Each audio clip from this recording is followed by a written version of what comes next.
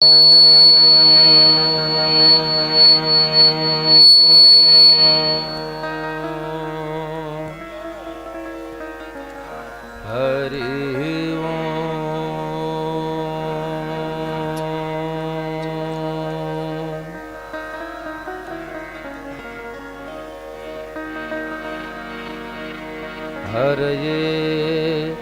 परमात्मने नमः।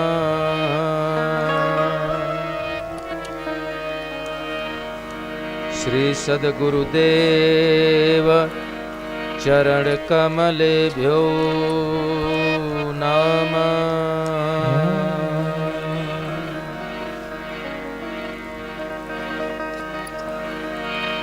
आनन्दमानन्दकरं प्रसन्नं ज्ञानस्वरूपं निजभावयुक्तं योगीन्द्रमेड्यं भवरोगवैद्यं श्री सद्गुरु नित्यं अहम नमामि।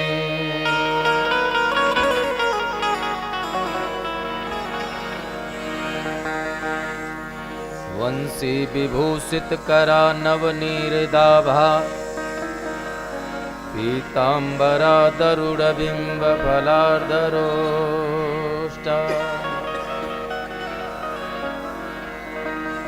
पूर्णेन्दु सुंदर मुखा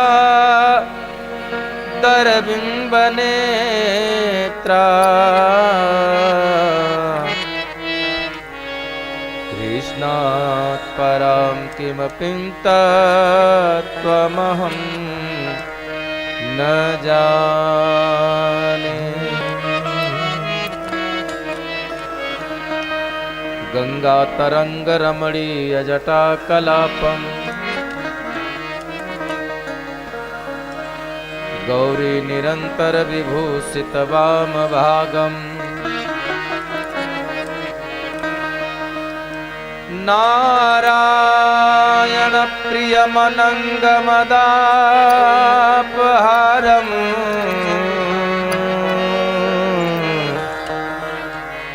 श्री विश्वनाथं शरणं प्रपद्ये। नारायण प्रियमनंगमदापहारम्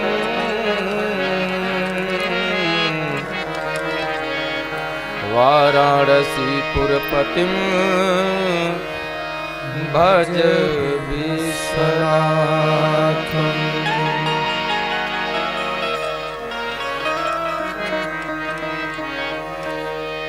यत्र यत्र रघुनाथ कीर्तनम् तत्र तत्र कृतमस्तकाञ्जलिम्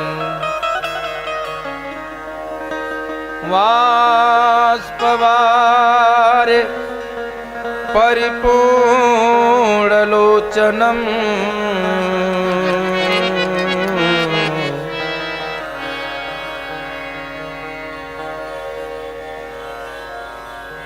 मारुतिं नमत राक्षसान्तकम्।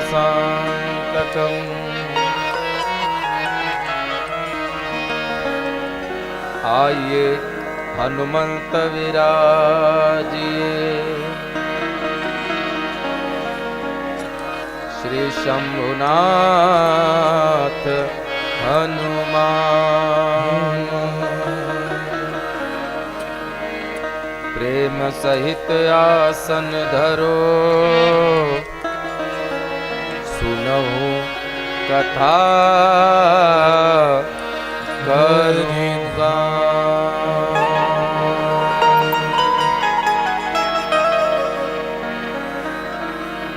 राधा मेरी स्वामिनी मैं राधे जू को दास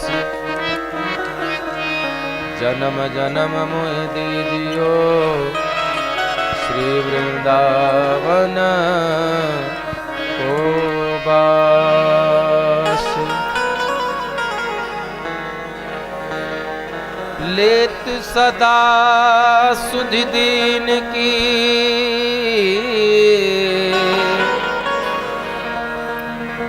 सहज दया के धाम,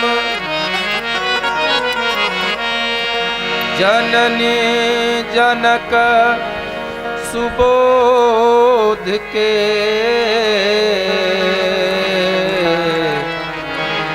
प्रभु श्री राधेश्याम,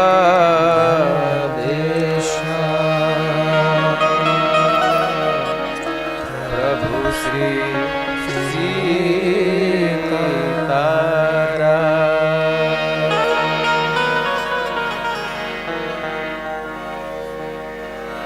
आइए बड़े भाव से हम सभी भक्त मंगलाचरण के माध्यम से कथाक्रम में प्रवेश पाएंगे। उसके पूर्व 2 बार भगवान नाम कीर्तन करने के साथ अनंत बलवंत परम संत हनुमंत लाल जी की प्रेरणा से और आप श्री के ही गरिमामयी उपस्थिति में हम सभी भक्तों को यह पावन सौभाग्य प्राप्त हुआ है। अनंत कोटि ब्रह्मांड नायक परात्पर पूर्ण ब्रह्म सच्चिदानंद भगवान नंद के नंदन जसुदानंदन अचिंत गुणगण निधान सर्वेश्वर सर्वाधिपति, ऐसे जगत के पालक नियंत्रा और संहार करता हमारे श्री ठाकुर जी नंद के नंदन जसुदानंदन भगवान श्री कृष्ण एवं साक्षात परम्बा जगदम्बा राधिका रानी आप श्री के युगल चरणारविंद में इस दास के साथ आप समस्त भक्तों का नमन वंदन चंदन अभिनंदन स्वीकार हो। साथ ही भगवान के रस रसिक कथाओं के परम रसिक श्रोता हनुमंत लाल जी की चरणों पे बारंबार नमन वंदन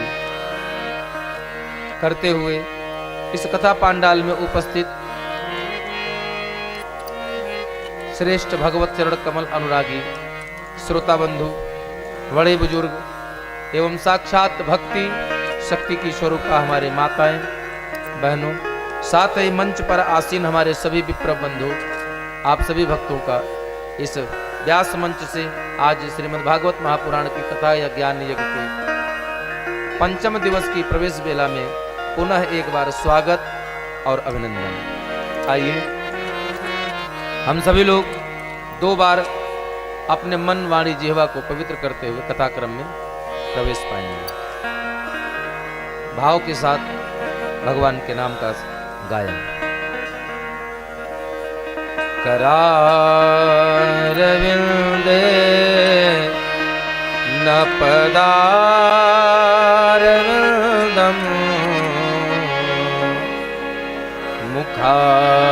मुखारविंदे विनिवेशयन्त वटस्य पत्रस्य पुटे शयानं बालं मुकुन्दं मनसा स्मरामि, बालं मुकुन्दं मनसा स्मरामि, बालं मुकुन्दं मनसा स्मरामि, बालं मुकुन्दं मनसा स्मरामि।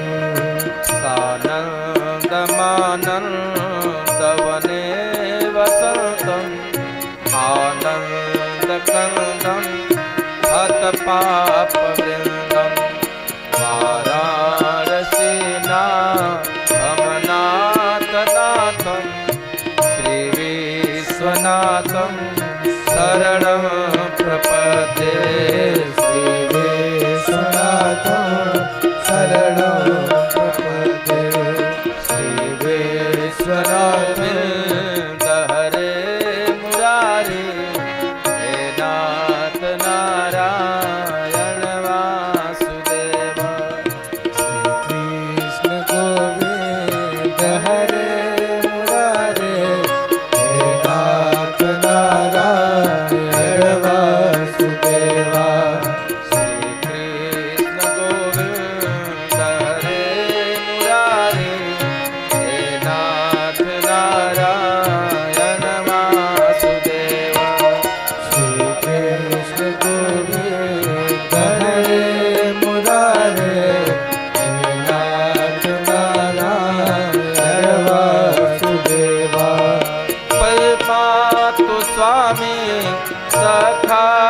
हमारे हे नाथ नारायण वासुदेवा। पितुमात स्वामी सदा हमारे हे नाथ नारायण वासुदेवा। पितुमातु स्वामी सखा हमारे हे नाथ नारायण वासुदेवा। पितुमात स्वामी सदा हमारे हे नाथ नारायण वासुदेवा। हे नाथ पितुमातु स्वामी सखा हमारे हे नाथ नारायण वासुदेवा। हे नाथ नारायण वासुदेवा। श्री कृष्ण गोविंद हरे मुरारे हे नाथ नारायण वासुदेवा। कृष्ण गोविंद हरे मुरारे हे नाथ नारायण वासुदेवा। श्री कृष्ण गोविंद हरे मुरारे हे नाथ नारायण वासुदेवा।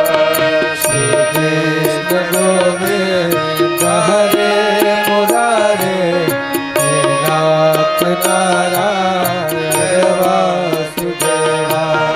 जो खिल सके ना वो फूल हम हैं, प्रभु तेरे चरणों की धूल हम हैं। जो खिल सके ना वो फूल हम हैं, प्रभु तेरे चरणों की धूल हम हैं। जो खिल सके ना वो फूल हम हैं, प्रभु तेरे चरणों की धूल हम हैं। जो खिल सके ना वो फूल हम हैं, प्रभु तेरे चरणों की धूल हम हैं। प्रभु तेरे चरणों की धूल हम हैं। श्री कृष्ण गोविंद हरे मुरारी हे नाथ नारायण वासुदेवा। श्री कृष्ण गोविंद हरे मुरारे हे नाथ नारायण वासुदेवा। श्री कृष्ण गोविंद हरे मुरारी हे नाथ नारायण वासुदेवा। श्री कृष्ण गोविंद हरे मुरारे हे नाथ नारायण वासुदेवा। श्री कृष्ण गोविंद हरे मुरारी हे नाथ नारायण वासुदेवा। श्री कृष्ण गोविंद हरे मुरारे हे नाथ नारायण वासुदेवा। श्री कृष्ण गोविंद हरे मुरारी हे नाथ नारायण वासुदेवा। श्री कृष्ण गोविंद हरे मुरारे हे नाथ नारायण वासुदेवा। हे नाथ नारायण वासुदेवा। श्री कृष्ण गोविंद हरे मुरारी हे नाथ नारायण वासुदेवा। श्री कृष्ण गोविंद हरे मुरारे हे नाथ नारायण वासुदेवा। श्री कृष्ण गोविंद हरे मुरारी हे नाथ नारायण वासुदेवा। श्री कृष्ण गोविंद हरे मुरारे हे नाथ नारायण वासुदेवा। श्री कृष्ण गोविंद हरे मुरारी हे नाथ नारायण वासुदेवा। श्री कृष्ण गोविंद हरे मुरारे हे नाथ नारायण वासुदेवा। हे नाथ नारायण वासुदेवा। हे नाथ नारायण वासुदेवा। हे नाथ नारायण वासुदेवा।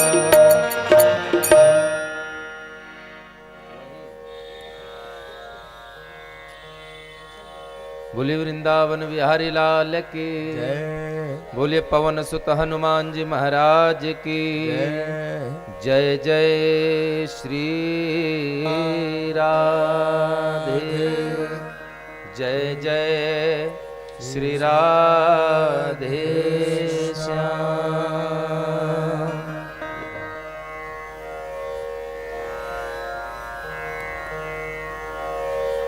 कल आप लोगों ने सुना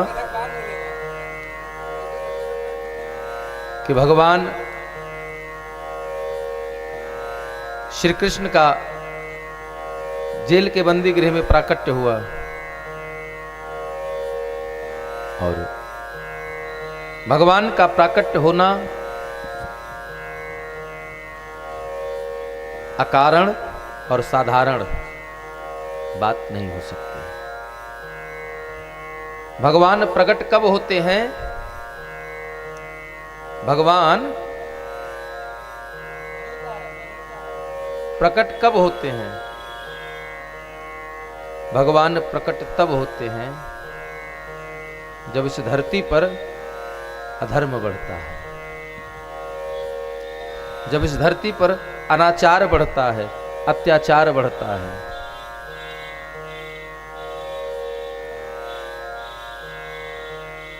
जब जब हो ये धर्म के हानि, अब बाढ़हि असुर अधम अभिमानी।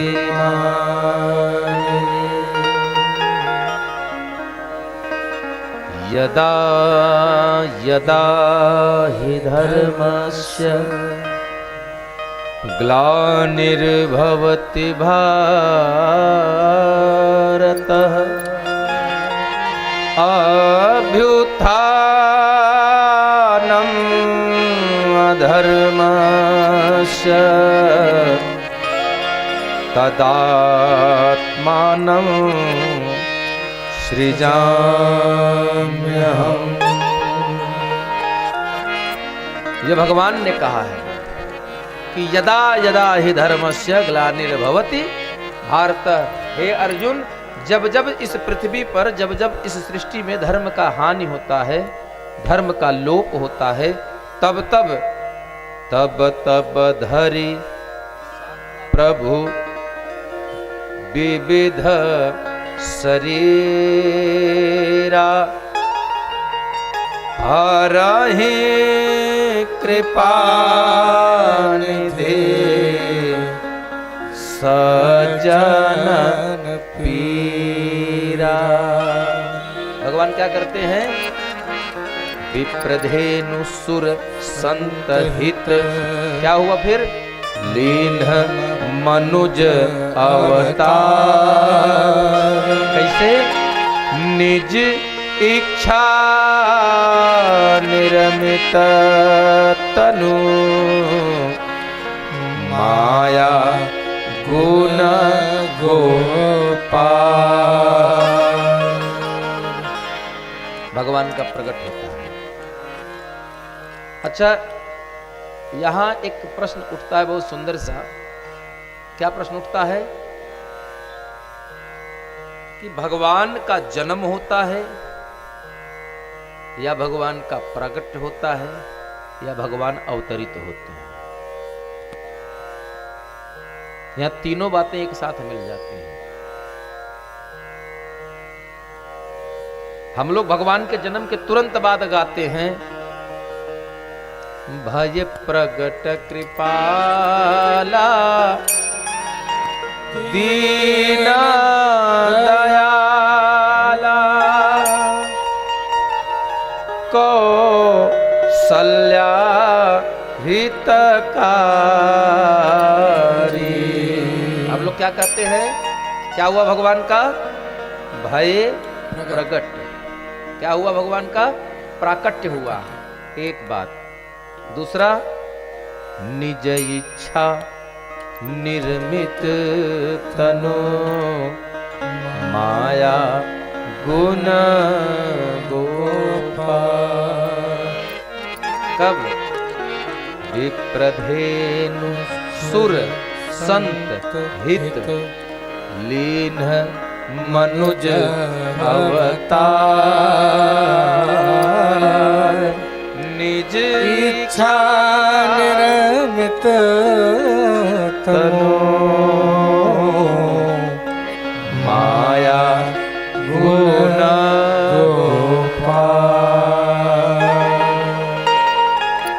कितनी बातें हो गई? 2। पहले में आया भय प्रगट कृपाला, दूसरे में क्या आया? विप्रधेनु सुर संत हित लीन मनुज अवतार। कै बात हो गई? 2। अब प्रकट भी हो रहे हैं, अवतरित भी हो रहे हैं, और तीसरी बात क्या मिली?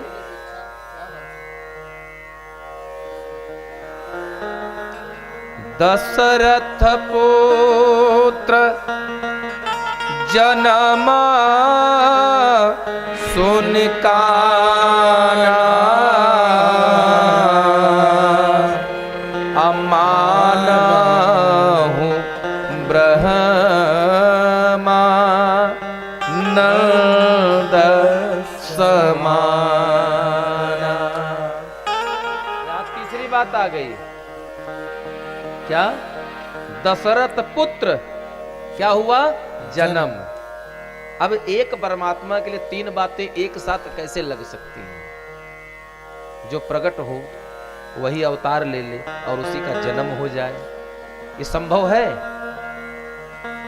3 को छोड़िए, 2 की बताइए। हम आपसे कहें कि 5,000 रुपया आपको मिलेगा, आप गाल भी फूला रहे आपका और हंस भी लीजिए, गाल भी दोनों खूब फुला रहे और हंस भी लीजिए, क्या संभव है? नहीं है। एक साथ एक समय में एक ही काम हो सकता है। दुई में कि एक हो भुआलो, क्या? हाँ सब ठठाए अब भुलाओ ये दोनों एक साथ नहीं हो सकता।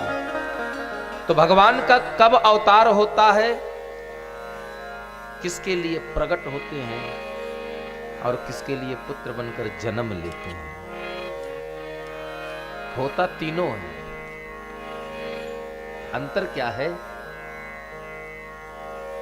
2 संत कहीं से यात्रा करके आए, कहां? एक आश्रम पर। क्यों आए?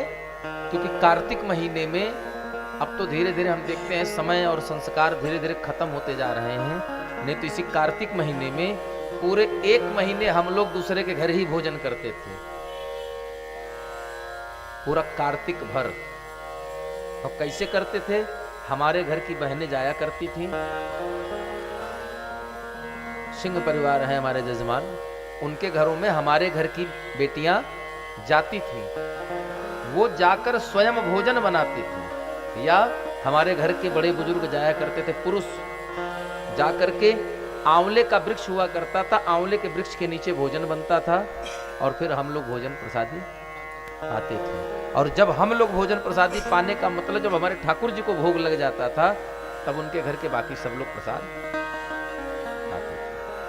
तो उसी प्रकार कार्तिक महीने में भंडारा चल रहा था, तो 2 संत कहीं दूर से यात्रा करके आ रहे थे। उस भंडारे में सम्मिलित होने के लिए हुआ क्या?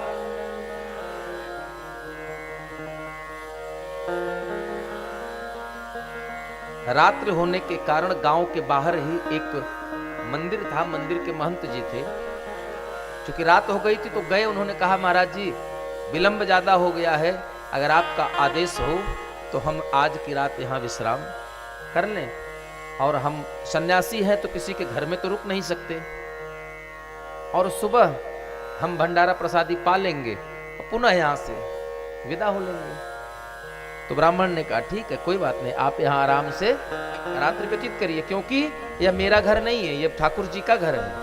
मंदिर देव आलय, आलय मीन्स घर, देव माने देवता का, हमारे भगवान का घर ही देवालय मंदिर। बोले आप, हम तो खुद यहाँ रहते हैं, आप भी रहिए हमारे साथ। दोनों ब्राह्मण रुके, सुबह चले गए भंडारे में। अब भंडारा जब पा करके वापस आए तो एक सन्यासी का मुख जाओ तो वो गिरा हुआ था। एक सन्यासी का मुख गिरा हुआ था, चेहरा उतरा हुआ था, और दूसरे का चेहरा प्रसन्नता से खिला हुआ था। तो महाराज जी ने बुलाया, महंत जी ने, और दोनों बटुक आए। जी महाराज जी, सीताराम आदेश। तो महाराज जी ने पूछा, आप और दोनों अलग अलग भंडारा प्रसाद पाने गए थे क्या? बोले नहीं, हम लोग तो एक ही घर में गए थे। बोले फिर आप उदास क्यों लग रहे हैं? आप उदास हैं और आप प्रसन्न हैं, आखिर ऐसा क्या कारण है? ऐसा हुआ क्या कि एक प्रसन्न और दूसरा उदास एक ही जगह से आ रहे हैं? बोले जी। बोले फिर तो निश्चित रूप से कहीं ना कहीं आप लोगों के सेवा में, आओ भगत में फर्क हो गया होगा।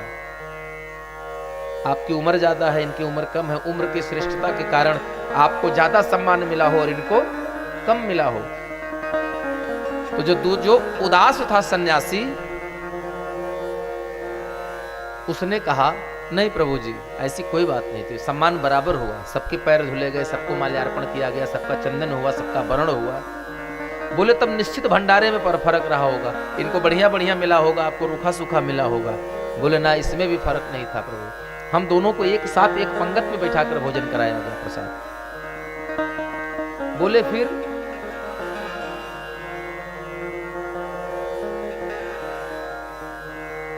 बोले प्रभु,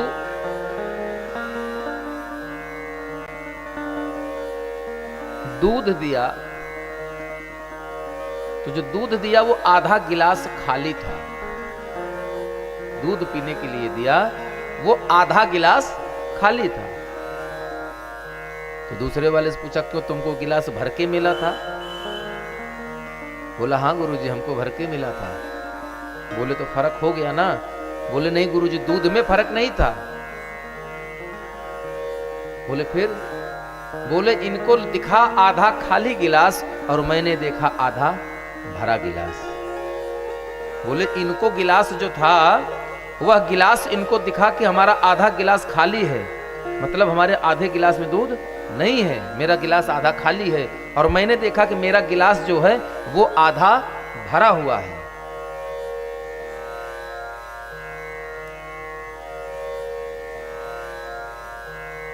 फर्क कितना हो गया? फर्क कुछ था? दोनों में कोई अंतर था? कोई अंतर नहीं था। दक्षिणा 5 रुपए इनको मिले, दक्षिणा 2 रुपए 5 रुपए जो भी था उनको मिला, दोनों को बराबर मिला। भोजन भी बराबर खिलाया गया, दूध भी बराबर दिया गया। तो अंतर फिर कहां हो गया? अंतर नजरिए का हो गया, अंतर दृष्टिकोण का हो गया कि वो आधा गिलास जो दूध था, एक ने देखा तो उसको आधा खाली दिखा और दूसरे ने देखा तो आधा भरा मिला।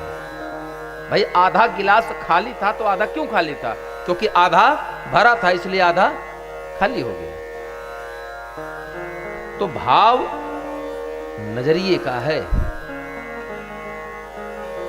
भगवान वैसे दिखते हैं, जाकी रही भावना जैसी, प्रभु मूर्ति तिन्ह देखी तैसी। तो परमात्मा अवतरित भी होते हैं, जन्म भी लेते हैं और प्रकट भी होते हैं। अंतर सिर्फ इतना है, हमारा भाव कैसा है हमको वैसे दिख जाते हैं। जैसे राजा दशरथ के मन में इच्छा थी कि मेरे पुत्र नहीं है तो मेरे घर में पुत्र पैदा हो, इसलिए राजा दशरथ के निमित्त वो पुत्र बनकर पैदा हुए। दशरथ पुत्र जन्म सुन काना। कौशल्या पुत्र नहीं लिखा है, बाबा ने स्पष्ट भी कर दिया है कि पुत्र किसके थे? दशरथ पुत्र जन्म सुन काना। जबकि बेटा हमेशा मां का होता है, बेटा हमेशा मां का होता है। अगर रामचरितमानस में 50 जगह, भागवत महापुराण में अगर 50 जगह नंद के नंदन लिखा होगा तो कम से कम 500 जगह लिखा होगा जसोदा नंदन।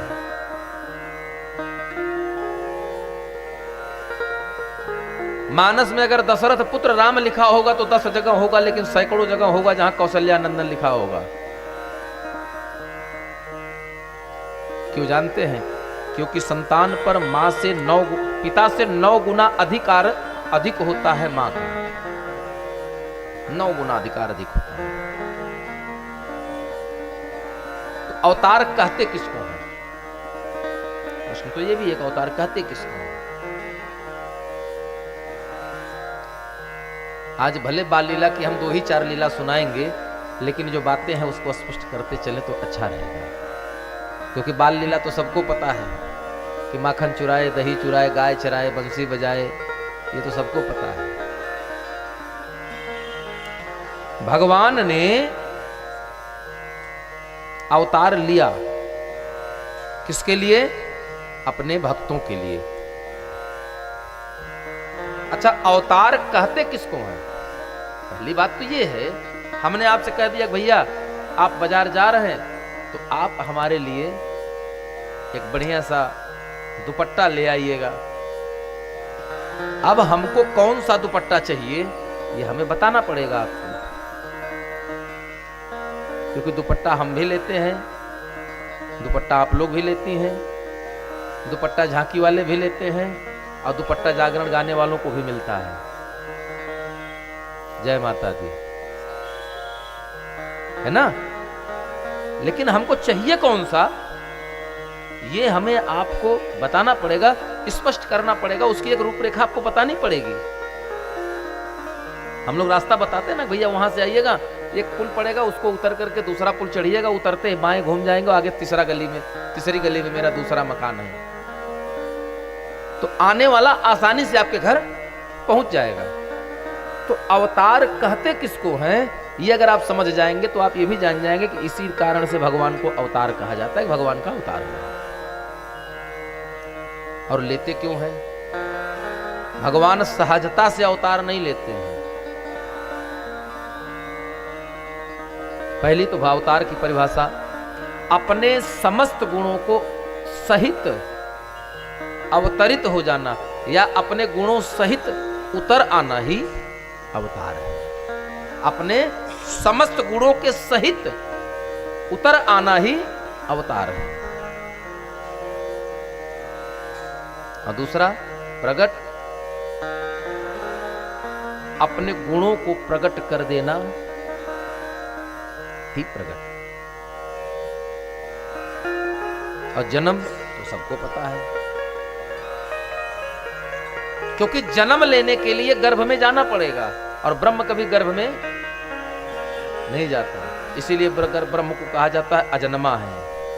वो जन्म नहीं लेता है, तो जो अजन्मा है वो जन्म कैसे ले रहा है?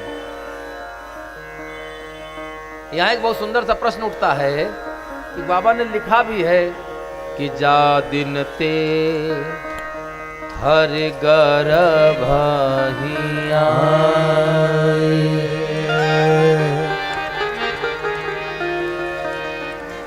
सकल लोक सुख संपत्ति छाए। तो हरि भी लिख रहे हैं और गर्भ में भी आना बता रहे हैं, तो दोनों काम एक साथ कैसे हो सकता है? अगर ब्रह्म अजन्मा है तो फिर गर्भ में क्यों गया? तो गर्भ में भगवान नहीं गए थे, तो फिर महाराज जी गर्भ में कौन गया? बोले गर्भ में हरि माने हवा, हरि माने हवा, हरि माने बंदर, हरि माने शेर, हरि माने भगवान, हरि माने बानर। एक हरि के कई मतलब हैं, जैसे 4-5 तो हमने आपको गिना दिए, बंदर, हवा, भगवान, शेर। ये मिलेगा, ये जो हमने शेर बताया है कहाँ मिलेगा आपको?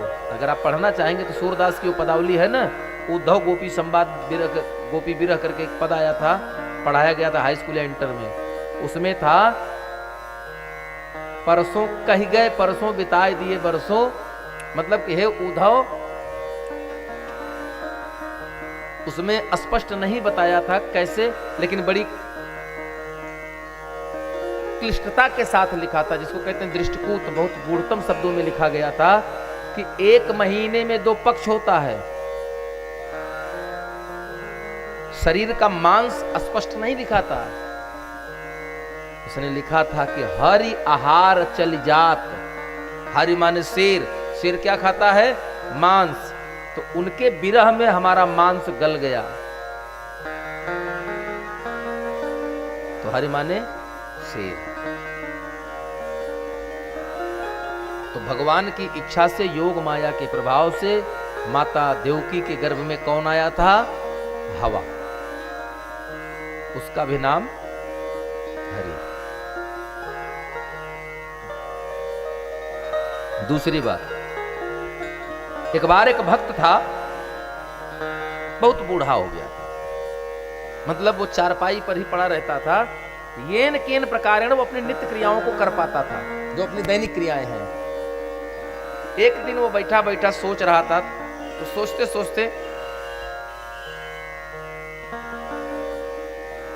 उसने ध्यान लगाया, परमात्मा को याद किया, तो परमात्मा से उसकी वार्ता चालू हो गई, आरंभ हो गई। और जब आरंभ हुआ तो उसने कहा, प्रभु इस मृतलोक में बड़ा कष्ट है, तो हम चाहते हैं कि कष्ट तभी दूर होगा जब आप आ जाएंगे। तो भगवान ने कहा, मैं क्यों आऊंगा भैया? अरे मैंने सब कुछ तो दिया है, अब आप सुख न ले पाओ तो मेरी क्या गलती है? उसने कहा, प्रभु अगर आप आएंगे नहीं तो सुख तो साधनों से प्राप्त हो सकता है, लेकिन आनंद की प्राप्ति नहीं हो सकती। वो तो तब होगी जब आपका दर्शन मिलेगा। आनंद की प्राप्ति तो तब होगी। तो प्रभु आपका दर्शन हम कैसे करें? जब आप आएंगे तब तो हम दर्शन करेंगे। तो भगवान ने कहा कि मैं आऊंगा नहीं, मैंने मुझ तक पहुंचने के लिए उस ऊंची अटारी पर जहां मैं बैठा हूं, वहां तक आने के लिए सीढ़ी बनवा दिया है। क्या बनाया है? सीढ़ी, जैसे आप घर से छत पर जाने के लिए बनाते हैं। तो भक्त ने कहा, अच्छा इस बुढ़ौती में इतना सीढ़ी हम चढ़ेंगे? भगवान ने कहा, उसमें ज्यादा सीढ़ियां नहीं है, ज्यादा पायदान नहीं है। बोले फिर? बोले मात्र 4 पायदान है। यहां से भगवान तक पहुंचने की सीढ़ी में कितने पायदान? मात्र 4। कौन कौन? जपते जोगा जोगते ज्ञाना, जपते जोग जोगते ज्ञाना, जपते जोगा योगते ज्ञाना, जपते जोगते ज्ञाना, ज्ञान मोक्ष प्रद वेद बखाना,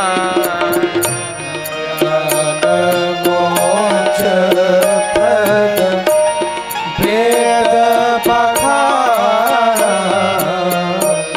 श्री राम जय राम जय जय राम, श्री राम जय राम जय जय राम,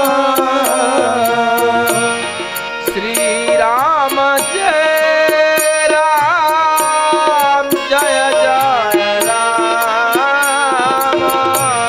श्री राम जय राम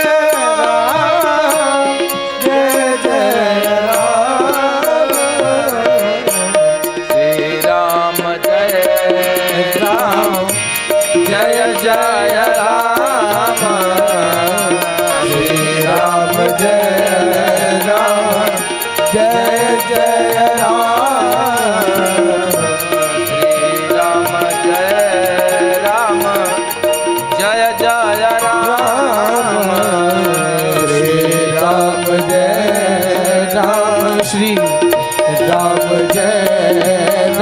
श्री राम जय जय राम। तो भगवान ने कहा मैंने सीढ़ी बनाई है और ऐसी सीढ़ी है जिसमें मात्र 4 पायदान है। कितने पायदान? मात्र 4 पायदान। कौन कौन? पहला जप। क्या जप करना है? जो आपको बताया गया है। माता जी बहुत ध्यान से सुनिएगा। पहला जो आपको बताया गया, अर्थात जो गुरु के वाणी से निकलकर आपके कान के माध्यम से आपके हृदय में मिला है, नाम जप। पहला काम क्या है? नाम जप, पहला सीढ़ी। दूसरी सीढ़ी क्या है? जप। जपते योग। जब आप जप करेंगी तो धीरे धीरे आपका मन परमात्मा की तरफ अग्रसित होगा। भले हो सकता है कि साक्षात्कार इस अधम शरीर से होना बहुत कठिन है। हम ये तो नहीं कह सकते कि असंभव है, लेकिन बहुत ही कठिन है, अत्यंत दुष्कर है। लेकिन परमात्मा से आपकी लौ लग जाएगी, निश्चित लग जाएगी। कब? जब आप जप करेंगे। मैंने उस दिन कहा था ना कि मंत्र जप की वो शक्ति है कि अगर आप 5 लाख तक जप आपका हो गया, 5 लाख तक जप होने के बाद अगर आप थोड़ा सा भी ध्यान अपने योग पर दे देंगे तो ये विश्वास है इस व्यासपीठ से कि कुछ हो ना हो, लेकिन आपको आनंद जरूर प्राप्त हो जाएगा। और दुनिया में कुछ हो चाहे ना हो, रुपया पैसा मिले, पत्नी पानी दे, बेटा पानी दे, चाहे ना दे, लेकिन वो परमात्मा आपको अपने होने की अनुभूति करा जरूर देगा। ऐसा हमारे सदगुरुदेव के वचन है और मुझे विश्वास है कि सदगुरुदेव की वाणी जो मुख से निकल जाती है वो कभी झूठ नहीं हो सकती। कम से कम 5 लाख नाम जप आपकी वाणी से होना चाहिए। अब ये नहीं है कि सुबह से शाम तक माला लिए बैठे रहे कम से कम 2-3 महीना 4 महीना। हाँ, अगर ऐसा कर लेंगे नितिन भैया तो सबसे पहले आपकी पत्नी ही कहे कि अभी पगला गए हैं। अगर हम ही माला लेके अब बैठ जाए कमरे में कहीं एक किनारे आसन लगा करके तो हमारी ही पत्नी हमको कहेगी अभी पगला गए हैं। बताइए, बच्चे की फीस जमा करनी है कि कहीं सत्यनारायण कथा कहने नहीं जा रहे हैं, जब देखो तो माले लिए बैठे। हम गृहस्थ हैं, हमारा प्रथम धर्म है अपने परिवार का भरण पोषण करना। यह हमारा प्रथम कर्तव्य है और प्रथम धर्म है।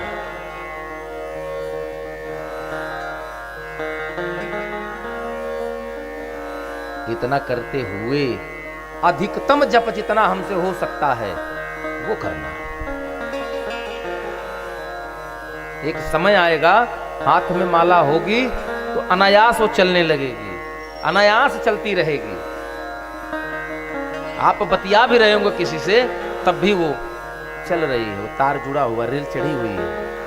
आप बात कुछ भी करेंगे वो अपना काम कर रहा है। जैसे आप भोजन करने बैठे हैं, बात को ऐसे समझिए, आप भोजन करने या किसी को भोजन कराने बैठे हैं। जैसे मान लीजिए कोई छोटा व्यक्ति है या बड़ा ही है, किसी कारण से वो अपने हाथ से भोजन करने में असमर्थ है, आपको भोजन कराना है, आप उसकी माँ हैं। अब मान लीजिए आपने निवाला उसको खिलाया है, 2, 4, 10 निवाले खिलाए, तब तक पता कि लाइट कट गई। अब भोजन रुकना नहीं है, तो अब बताइए आप उसको खिलाएंगे तो क्या सीधे सीधे मुंह में जाएगा? इधर जाएगा, इधर जाएगा, नीचे दाढ़ी में लगेगा, कहो नाक में चला जाए। होता है ना? क्यों? क्योंकि इस हाथ को किसी दूसरे के मुख में निवाला डालने की आदत नहीं होती। वही भोजन, वही हाथ, अगर हम चाहे जितना अंधेरा हो हम खाएंगे तो अपने ही मुंह में जाएगा ना। अरे इतनी सफाई से यह हाथ अपना काम कर लेता है कि होठों पर भी लगने नहीं देता। क्यों ऐसा क्यों कर लेता है ऐसा वो? क्योंकि उसे ऐसा करने की आदत है। वही काम 3 साल 4 साल का बच्चा करता है तो इधर इधर सब लगा लेगा, लेकिन वही बच्चा करते करते 5 साल 7 साल का हो जाता है तो वो भी उतनी ही सफाई से खा लेता है जितने की आप। क्यों? क्यों खाता नहीं, खाने में दिमाग नहीं कोई लगाता, लेकिन ये हाथ का काम है, उसको अपना काम याद हो गया है कि मेरा काम है, अगर रोटी हाथ में आई तो उसको जहां पहुंचाना है उसको सही व्यवस्थित तरीके से पहुंचा देगा। तो ये हो जाएगा आपका योग। यही योग है। योग मीन्स आसन लगा के बैठ जाना ही योग नहीं है। योग मतलब जुड़ना। योग क्या करती है? आप मेडिटेशन में जाते हैं तो क्या करवाते हैं आपसे? नेत्र बंद करिए, एक हल्की संगीत कुछ बजती रहेगी पीछे बैकग्राउंड में, आपको ध्यान कराएंगे, कोई एक आवाज सुनाई पड़ेगी, ओम सुनाई पड़ेगी, मैक्सिमम ओम ही चलता है जहां मेडिटेशन होता है।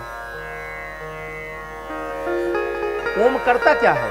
ओम ये करता है कि आपके भटक रहे मन को खींच करके ओम में लगाता है, और फिर ओम के चलती हुई उस लकीर के साथ, ओम की चलती हुई उस गाड़ी के साथ वो आपका मन भी वहीं चला जाता है जहां जाना चाहिए उसे। तो क्या जीवन भर हम मेडिटेशन करने जाते हैं सेंटर में? नहीं जाते हैं। 1 महीना, 2 महीना, 4 महीना, जिस दिन हमारा ट्रैक सही लग गया उस दिन के बाद हम मेडिटेशन सेंटर जाना बंद कर देते हैं। तब हमें वहां की जरूरत नहीं है। क्यों? क्योंकि परमात्मा तो हमारे साथ परमानेंट है, हमें भगवान को पाना नहीं है, बस उसे महसूस कर लेना है। क्योंकि ईश्वर खोजने से नहीं मिल सकता। और आपको बताएं, एक भी ज्ञानी, एक भी पढ़ा लिखा भगवान को पा नहीं पाया है आसानी से। और बिना पढ़ा, अनपढ़, गंवार, जाहिल, ऐसे लोगों को भगवान बड़े आराम से मिल गए हैं, एकदम राह चलते मिल गए हैं। तो भगवान आते हैं। दूसरी सीढ़ी क्या मैंने बताया? योग। ये तब होगा जब ये इसकी आदत हो जाएगी, फिर ये रहे या ना रहे। आप कहीं भी बैठे होंगे ना तो अपने आप उंगली पर भी चलने लगा, जैसे हम लोगों की आदत सी हो गई है। ऐसे भी बैठे रहेंगे कुछ नहीं होगा, चल भी रहे, अगर कोई काम नहीं, चलते चलते हाथ में कुछ नहीं है, अपने ये अनायास से चलने घूमने लगती है, अनायास से घूमने लगती है, और अपने काम सांस पर होने लगता है, राम राम राम राम शुरू होता है, क्योंकि वो आदत में है। अब बैठ करके जप होना बड़ा कठिन हो जाता है, क्योंकि समय का बहुत अभाव है। तो अब उस बैठ करके जप करने का अभाव है, तो जप को छोड़ा तो जा नहीं सकता, उसको पूरा करना है। हम भी यही लक्ष्य लेकर के चल रहे हैं कि 20 लाख 21 लाख जप हो जाए जीवन में, तो शायद फिर लौट करके यहां आने की झंझट न पड़े।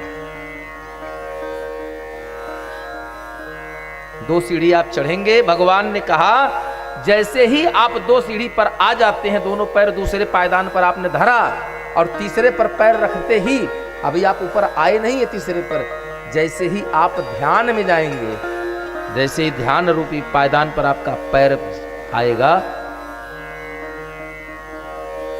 तब तक मेरा हाथ आपको दिख जाएगा।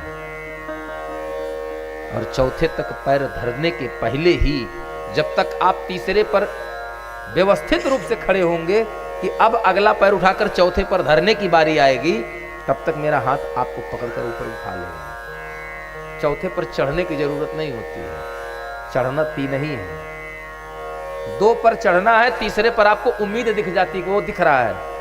जैसे आपको यहां से कहीं जाना होता है या कुछ खोज रहे हैं, जमीन से निकालना है, गड्ढा खोद रहे हैं बिना मन, थक गए, बड़ा देर हो गया, बहुत थके, मिल नहीं रहा है। लेकिन जैसे किसी ने कहा बस वो देखो दिख रहा है, दिख रहा है, दिख रहा है, अब वो दिख रहा है मैं 20 किलोमीटर गड्ढा खोद डालेगा आदमी,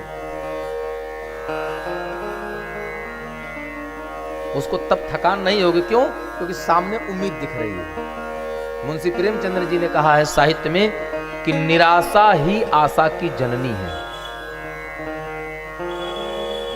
तो भक्त बोला प्रभु 4 डंडा सीढ़ी हम चढ़ेंगे कैसे? बुढ़ौती में हाथ पैर तो काम कर नहीं रहा, मान लो 2 डंडा चढ़े, अब पैर फिसल जाए, गिर जाए, जो नित्य क्रिया कर पा रहे हैं, लघु शंका दीर्घ शंका, वो सब बंद हो जाएगी। तो भगवान ने कहा देखिए अब हमने इससे छोटी व्यवस्था मैं नहीं दे सकता, अगर मुझ तक आना है तो कुछ काम आपको खुद से करना पड़ेगा। तो भक्त कहता है प्रभु एक बात हमको बताइए, आप ऐसा भक्तों के साथ ही क्यों करते हैं? अब हमको आप तक आना है, राक्षसों के लिए तो आप उतर कर चले आते हो, हमारे लिए क्यों नहीं आ सकते, भक्तों के लिए क्यों नहीं आ पा सकते? तो भगवान ने कहा वो राक्षस हैं, दुनिया को त्रास देते हैं इसलिए हम आ जाते हैं। तो बोले हम लोग आपकी पूजा करते हैं तो आप नहीं आ सकते। भगवान ने कहा हम आ तो सकते हैं लेकिन कर्म भी तो जरूरी है। बड़ा सुंदर सा भाव है। यह दृष्टांत हमारे सतगुरुदेव का है कि उस भक्त ने भगवान से कहा प्रभु घर में जमीन से छत पर जाने के लिए जिस सीढ़ी से चढ़ा जाता है उतरा भी तो उसी सीढ़ी से जाता है। हम जिस सीढ़ी से छत पर जाते हैं तो क्या उतरने के लिए दूसरी सीढ़ी लगाते हैं? बोले जिससे चढ़ा जाता है उसी से उतरा जाता है। अरे सरकार हम बुढ़ा गए हैं, 80 साल की अवस्था हो गई, हाथ पैर कांप रहे हैं, हम चढ़ने में असमर्थ हैं, आप उतरने में असमर्थ तो नहीं हो, आप उतर के चले आओ। इसलिए भगवान अपने भक्तों की उसी इच्छा की पूर्ति के लिए कि हम चढ़ने में असमर्थ हैं, आप उतरने में तो असमर्थ नहीं हो।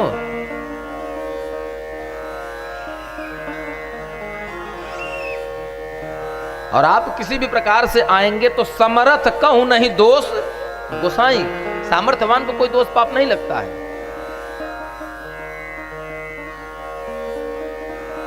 भगवान इसलिए अवतरित होते हैं। कल हमने एक प्रसंग छोड़ा था कि कंस कौन था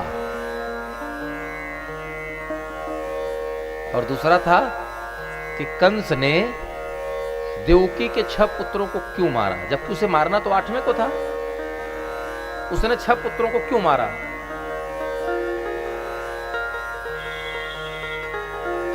थोड़ा पीछे चलते हैं, जिसको कहते हैं फ्लैशबैक, है ना? फ्लैशबैक में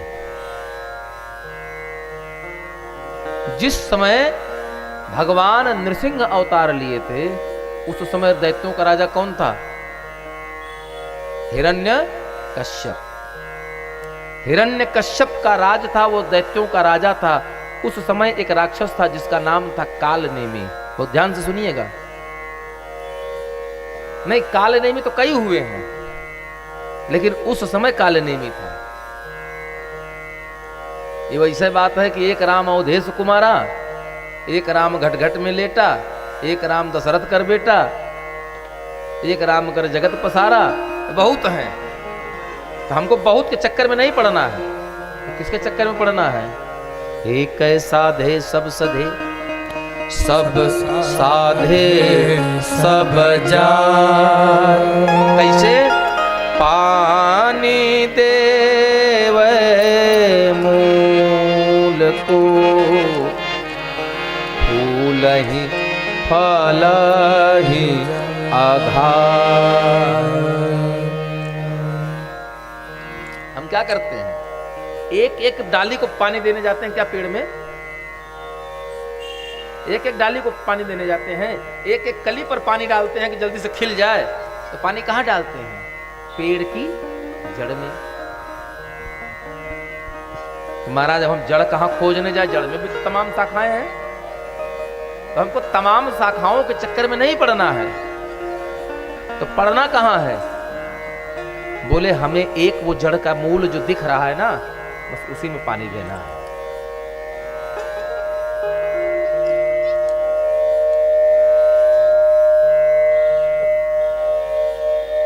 फिर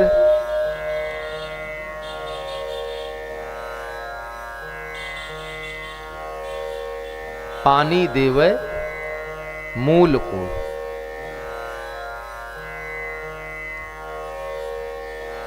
अब फूलई फलई अघाय। एक को पकड़िए, वही एक आपको भव सागर से पार ले जाएगा। बस वो एक है जो हमें उस पार ले जाएगा।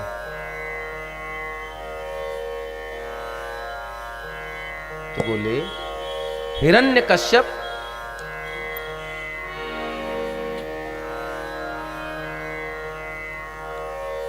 ने आदेश दिया, किसको? कालनेमी को। क्यों और क्या आदेश दिया? कालनेमी के 6 पुत्र हैं। कालनेमी के 6 पुत्र हैं और वो 6 के 6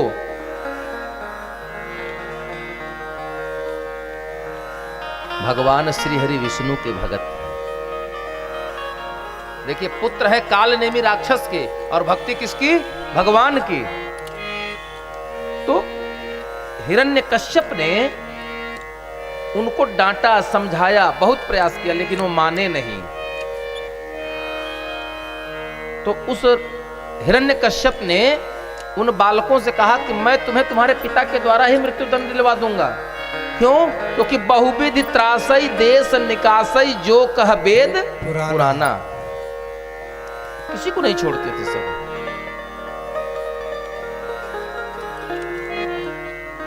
पिता के हाथों में मृत्यु दंड का आदेश दे दिया। किसने? हिरण्यकश्यप ने। कि कालनेमी, ये तुम्हारे पुत्र जो हैं ये भगवान की भक्ति कर रहे हैं और ये मुझे कतई मंजूर नहीं है, इसलिए इनको मृत्यु दंड दिया जाए और वो भी तुम्हारे हाथों से।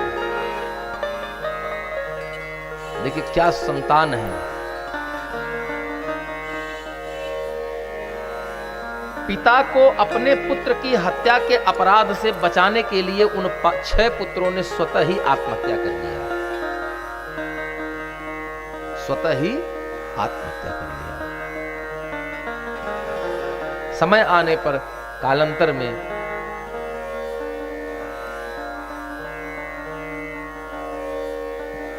कालनेमी का वध किया हरि भगवान ने। हरि के हाथ से कालनेमी का उद्धार होता है और वही पूर्व जन्म का कालनेमी इस बार द्वापर में कंस होकर के जन्म लेता है। ये कैसे आया?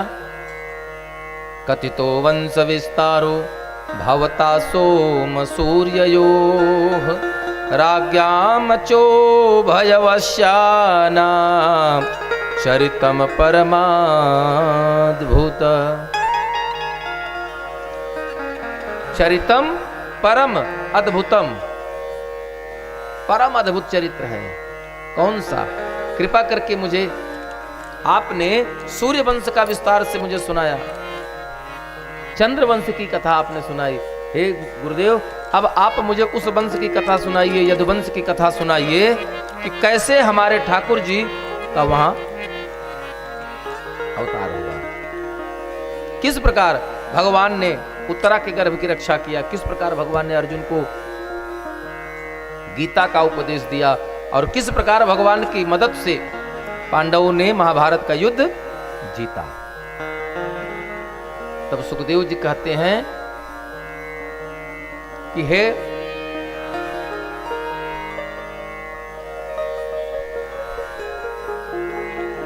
सुखदेव,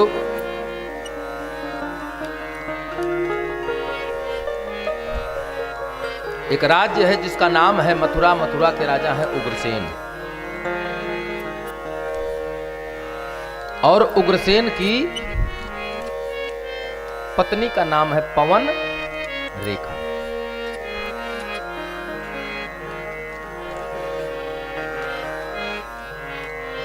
ये यदुवंश का वंश निर्णय कैसे है? तस्याम विदर्भो जनयत, विदर्भ देश के राजा हैं जिन्होंने भोज्या नाम की स्त्री के साथ विवाह किया, जिनसे क्रथ, कुश और रोमपाद नाम के 3 पुत्र जन्म लेते हैं। कौन कौन? कुश, क्रथ और रोमपाद। रोमपाद के बाद 5वीं जब पीढ़ी आती है, मतलब रोमपाद हुए, रोमपाद का पुत्र हुआ 2, रोमपाद के पुत्र का पुत्र हुआ 3, उस पुत्र का पुत्र 4 और उसके बाद उस पुत्र का जो पुत्र हुआ 5वीं पीढ़ी में आकर के तो दमघोष नामक पुत्र का जन्म होता है। 5वीं पीढ़ी में चेदी नाम का पुत्र का जन्म हुआ, जिसने एक राज्य अपना बनाया जिसे कहा गया चेद देश, चेदी देश। और चेदी देश में इनके बाद इनके पुत्र हुए दमघोष, उत्तराधिकारी हुए। और जब दमघोष राजा बने तो दमघोष का पुत्र हुआ, नाम है शिशुपाल, जो चेदी देश का राजा बना। क्या नाम था? शिशुपाल। ये रोमपाद के संतान हैं। दूसरे पुत्र कृत। कृत की 20वीं पीढ़ी जब हुई तो उस 20वीं पीढ़ी में एक पुत्र हुआ जिसका नाम पड़ा शाश्वत। और शाश्वत के बाद युधाजी आए। युधाजी के 5वीं पीढ़ी में सात्विक हुए। सात्विक के पुत्र सिनी। सिनी के पुत्र हुए वृषणी। वृषणी के स्वफल्क, और स्वफल्क के ही पुत्र थे देवगुरु बृहस्पति। स्वफल्क के पुत्र थे स्वयं धर्मराज, जो कि मांडव्य ऋषि के श्राप के कारण शूद्र योनि में जन्म लेते हैं, और नाम पड़ा अक्रूर। ये नाम आपको पता है, अक्रूर जी हुए। और तीसरा पुत्र जो नाम था, जिसका नाम था युधाजित। युधाजित के दूसरे पुत्र है, नाम है अनमित्र। एक हुआ प्रसेन, दूसरा हुआ सत्राजित। सत्राजित का प्रसंग आगे अभी आएगा जब भगवान के दूसरे विवाह की कथा आएगी। सत्राजित की ही पुत्री थी, नाम था सत्यभामा। प्रसेन, ये दोनों भाई हैं, सत्राजित और प्रसेनजित। दूसरा पुत्र है अंधक, तीसरा है कुकुर, चौथा है। और कुकुर की 11वीं पीढ़ी आने पर राजा आहुक हुए। राजा आहुक के 2 पुत्र हुए, नाम है उग्रसेन और देवक। आहुक के कितने पुत्र हैं? 2। एक का नाम उग्रसेन और दूसरे का नाम देवक। इसी उग्रसेन के कंस जन्म लिए और देवक की देवकी के साथ अन्य 5 पुत्रियां हैं। देवक के 4 पुत्र थे। देवयान पहला पुत्र है, देववान, दूसरा उपदेव, तीसरा सुदेव और चौथा देववर्धन। देववर्धन हुए तथा इनकी 7 पुत्रियां हैं, अर्थात देवकी के बाद 6 और कन्याएं थी। श्रुति, शांति, देवा, उपदेवा, श्रीदेवा, रोहिणी, देवकी, सहदेवा, ये 7 कन्याएं हैं। और 7 कन्याओं का विवाह हुआ था बस महाराज वसुदेव के साथ। 7 कन्याओं का विवाह वसुदेव के साथ हुआ। इधर जो दूसरे भाई थे, ये तो देवक की वंशावली है, संतान की संख्या। दूसरे जो हुए उग्रसेन, उग्रसेन की 9 पुत्र थे। पहला कंस, दूसरा सुनामा, न्यग्रोध, कंक, शंकु, सुहु, राष्ट्रपाल, सृष्टि और 9वां तुष्टिमान। ये 9 भाई कंस थे। उग्रसेन की 5 कन्याएं, 9 पुत्र और 5 पुत्रियां हैं। 5 पुत्रियां कंसा, कंका, कंसवती, सुरभु और राष्ट्रपालिका।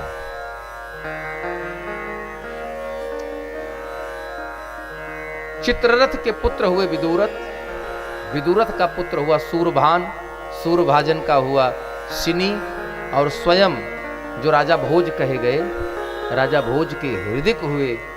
हृदिक के 3 पुत्र, एक देवमीड़, 2 सतधनवा, तीसरे कृतवर्मा।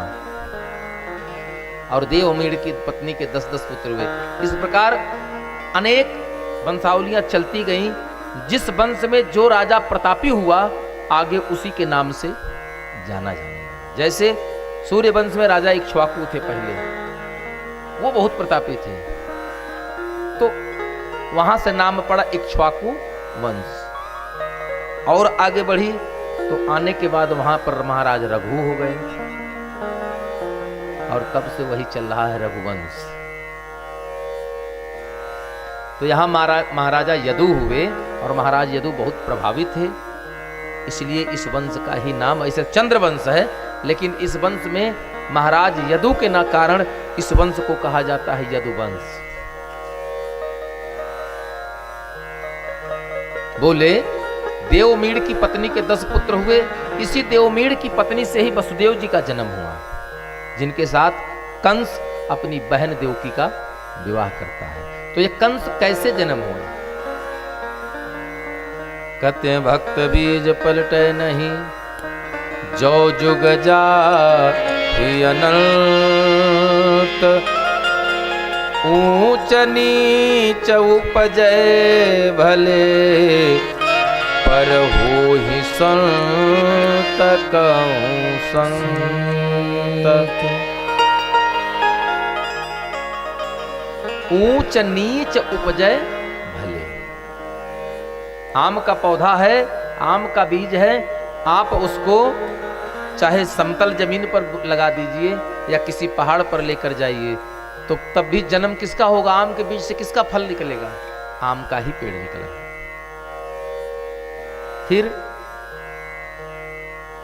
महाराज उग्रसेन की पत्नी है, नाम है पवन रेखा। पवन रेखा एक बार अपने मायके गई हुई हैं, अपने पिता के घर, और अपनी सखियों के साथ सरोवर पर गई हैं स्नान करने। वहां वाटिका में भ्रमण कर रही थी, सब सखियों से अलग। उसी समय एक द्रमलिक नाम का गंधर्व है, जिसकी नजर पड़ी पवन रेखा पर। और पवन रेखा बहुत ही सुंदर, सुशील, रूपवती थी, जिसके रूप को देख करके उस द्रमलिक नाम के गंधर्व की आसक्ति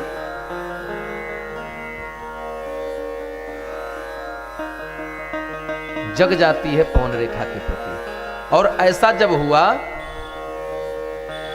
तो वो सोचने लगा कि अगर मैं अपने वास्तविक स्वरूप में पवन रेखा के पास जाऊंगा तो मेरे मनोरथ की सिद्धि नहीं हो सकती, मेरी इच्छा पूर्ति नहीं हो सकती।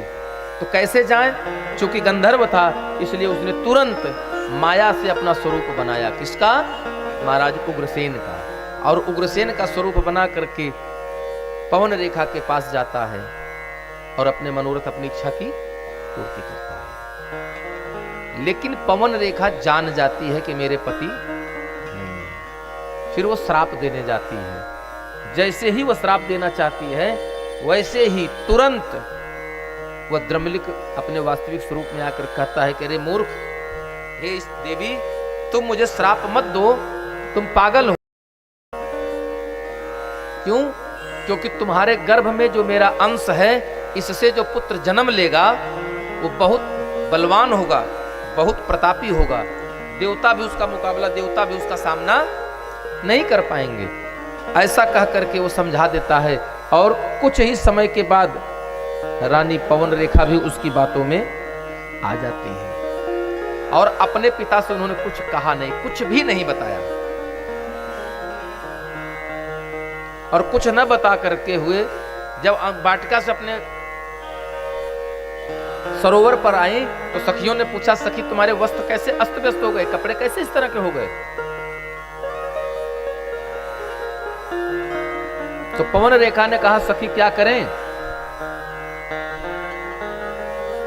सखी आवा कप निकट हमारे,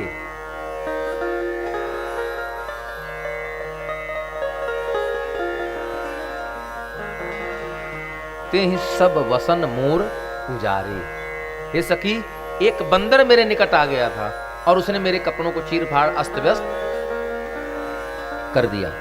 किसी से कुछ नहीं बताया और चुपचाप चली आई अपने पतिदेव के घर मथुरा। अच्छा, जिस दिन से कंस का प्रादुर्भाव हुआ देवी पवन रेखा के गर्भ में, उसी दिन से तमाम अपशकुन होने लगे।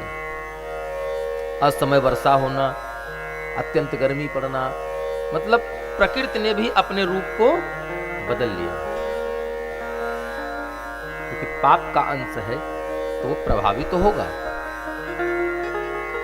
जहर है तो जहर का काम आपकी जान लेना है। 1 ग्राम लेंगे तो हो सकता है 1 घंटे बाद मरे, 5 ग्राम लेंगे तो आधे घंटे बाद मरेंगे, लेकिन 10 ग्राम ले लेंगे तो तुरंत। फिर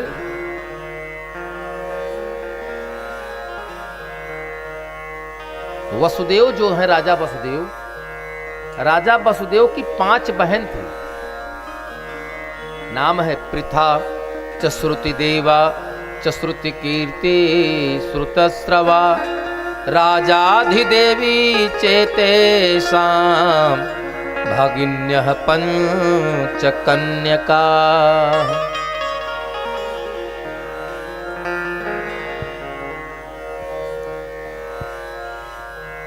पांच कन्याएं हैं।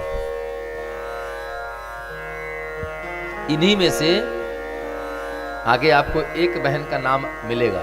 उनकी पुत्री से भगवान ने विवाह किया, अपनी बुआ की पुत्री के साथ।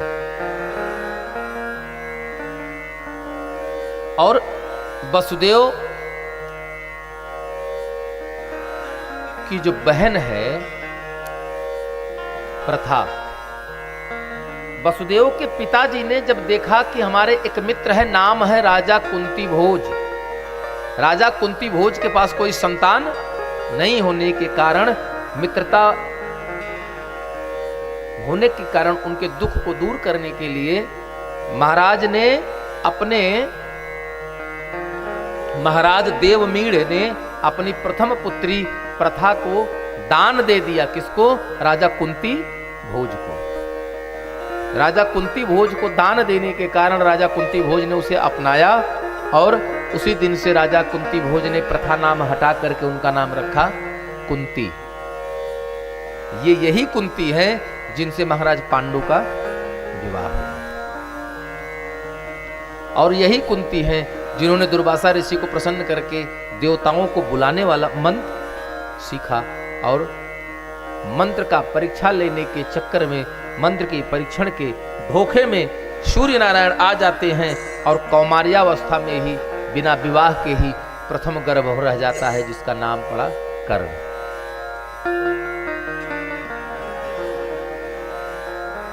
तो ये वही कंस था जो द्रमलिक के अंश से इसका जन्म हुआ, माता पवन रेखा के गर्भ से। और माता पवन रेखा के गर्भ से जन्म लेने के पश्चात पवन रेखा ने जब अत्यंत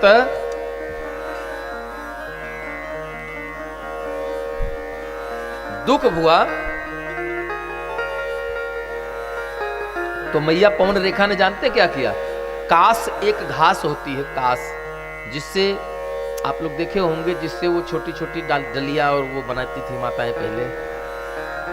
वो एक होता था, छेद करके उसमें से डाल करके निकाल करके बनाया करती थी डलिया। कुछ जैसा होता है।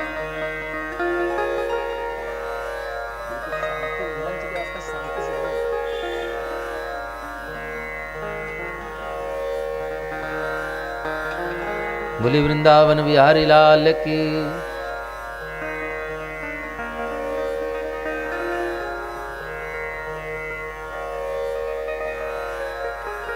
फिर भगवान की इच्छा से कंस को जन्म लेने के पश्चात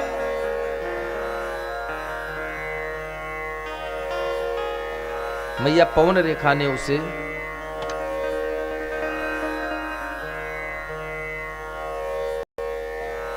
कास में लपेट करके नदी में बहा दिया, जिसे यमुना में बहता हुआ जाते देखते हुए महाराज सूरसेन को वह बटेश्वर में मिला और बटेश्वर में उसे पा करके लेकर के अपने घर चले गए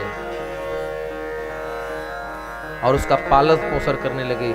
लेकिन यह बचपन से ही बहुत उदंड, बहुत शरारती था, क्योंकि मैंने पहले बताया कि भक्त बीज पलटे नहीं जो जुग जाए अनंत। फिर हुआ क्या?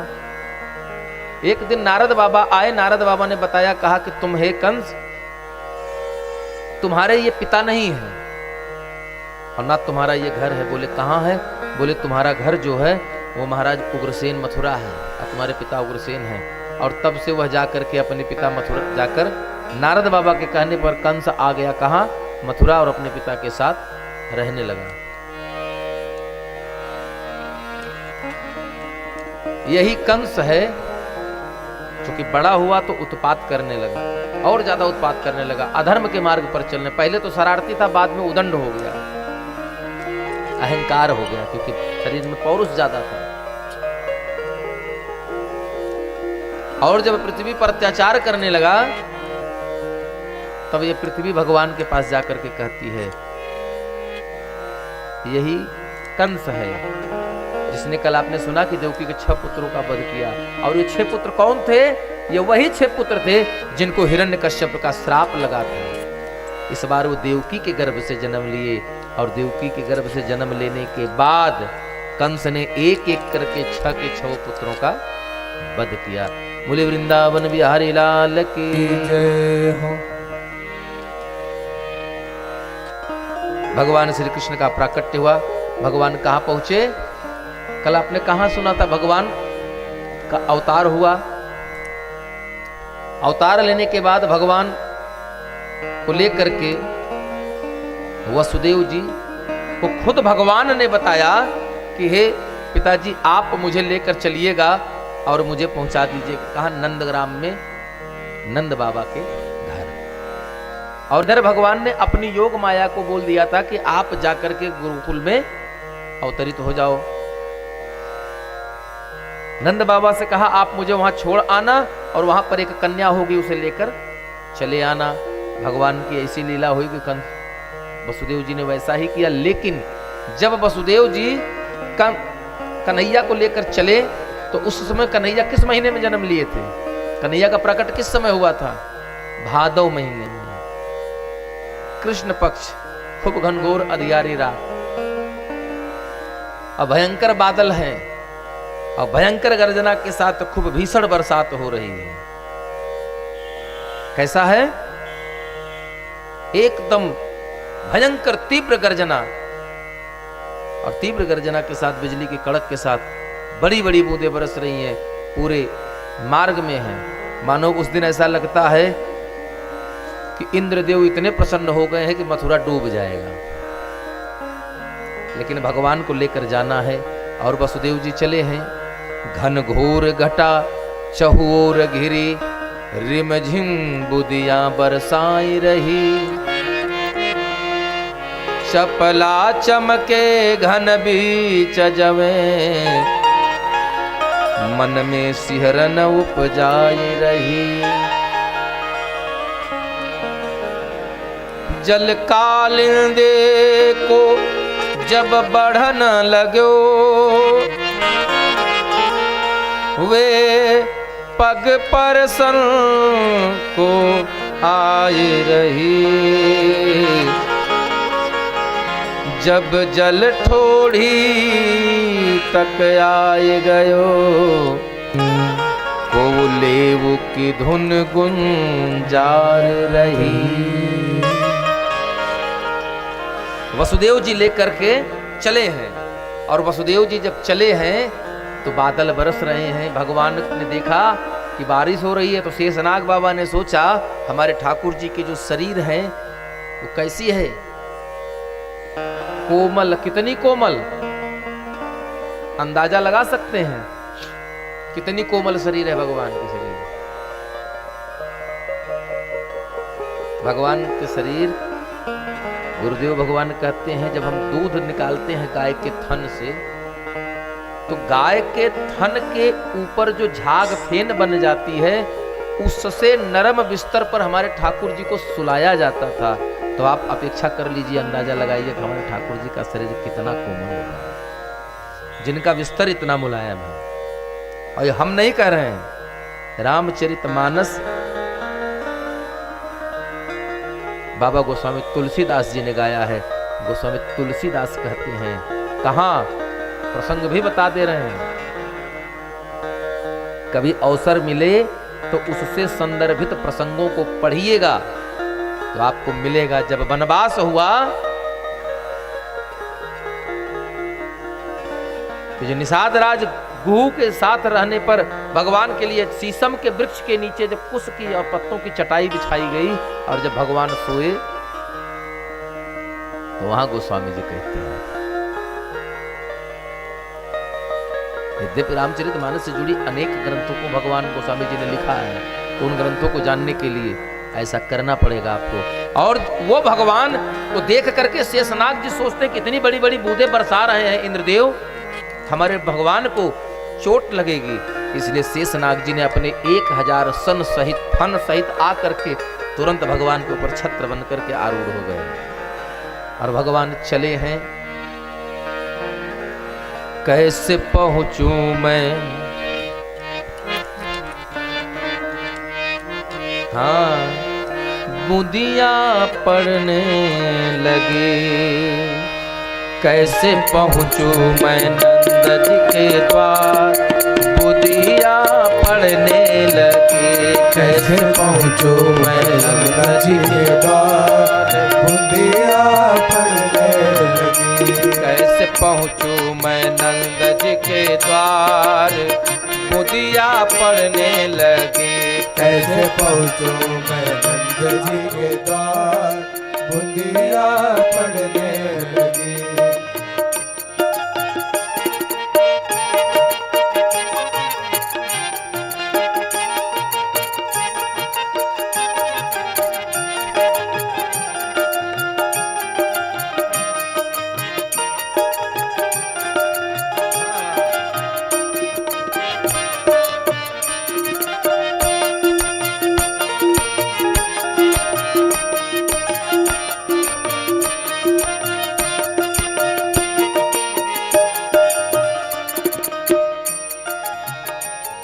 कैसे,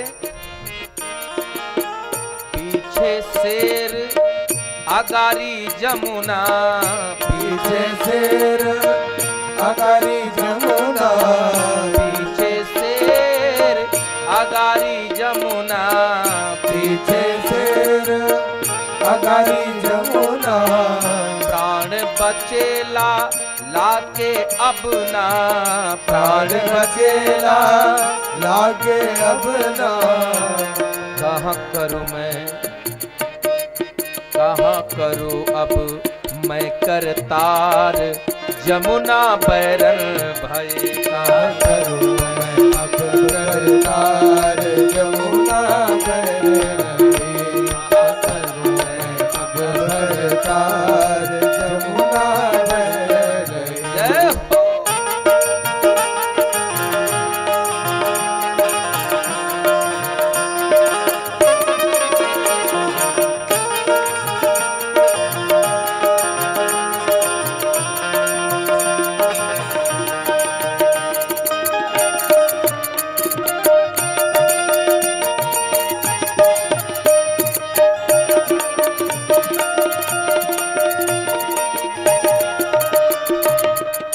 और स्याही से थोड़ा नीचे करो, हल्का सा ऊपर कर लो बस, बस।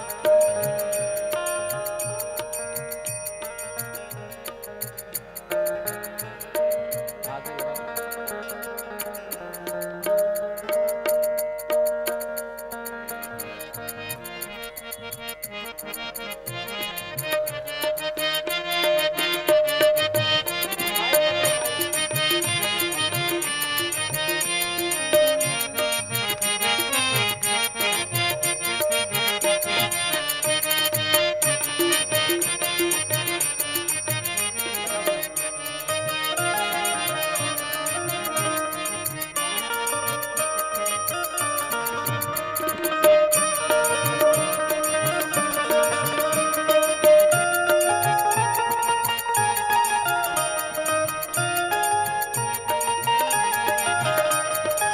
आहा,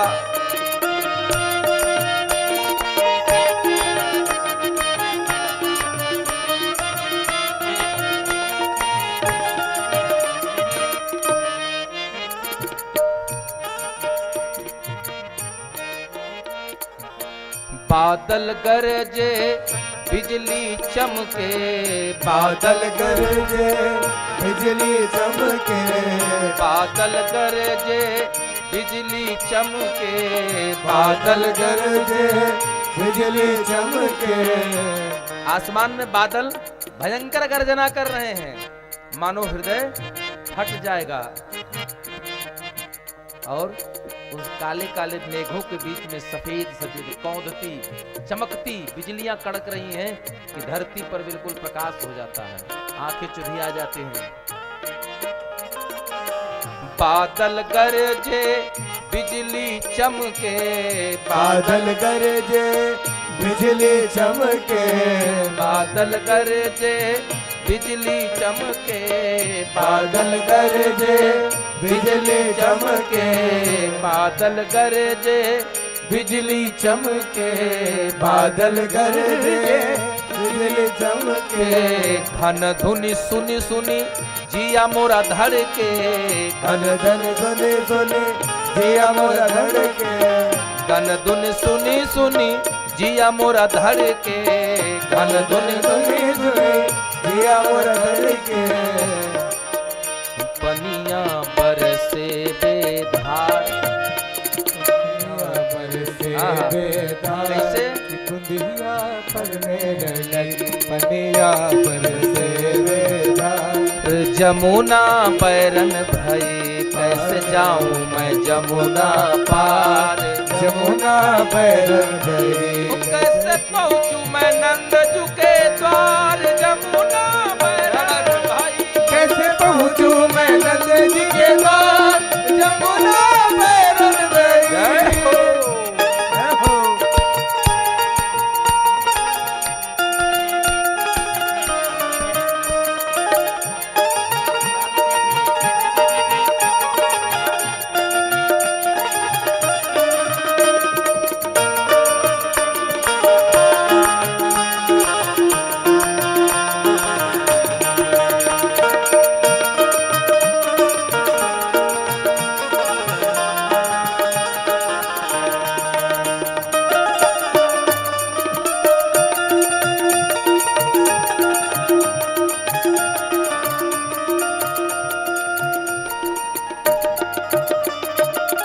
थोड़ी तक जमुना जल आयो, थोड़ी तक जमुना जल आयो, थोड़ी तक जमुना जल आयो, थोड़ी तक जमुना जल आयो, क्यों आया?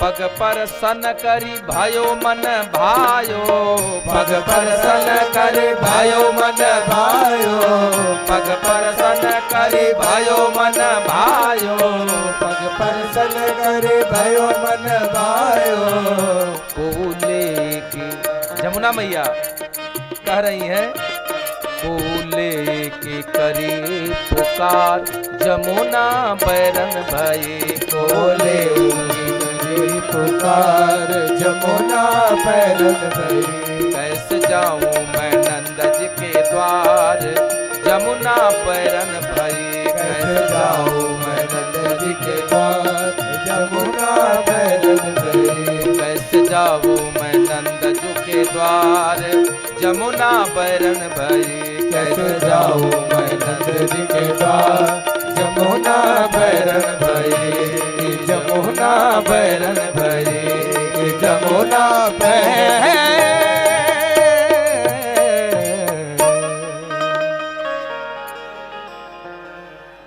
थोड़ी तक जमुना जल आयो, क्यों आया? पग परसन करी भयो मन भायो, फिर कोले कि करे पुकार जमुना बैरन भई। क्या पुकार किया कि प्रभु मुझे आपके चरण छूना है। चरण छूना क्यों? जमुना बढ़ी क्यों? क्योंकि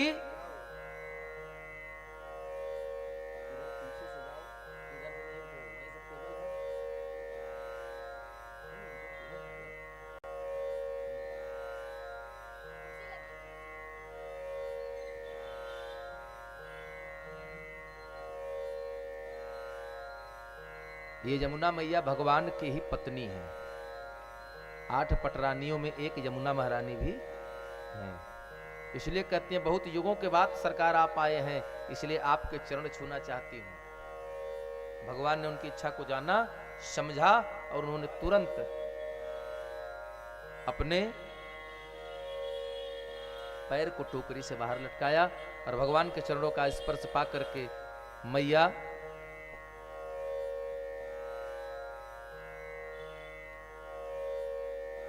अब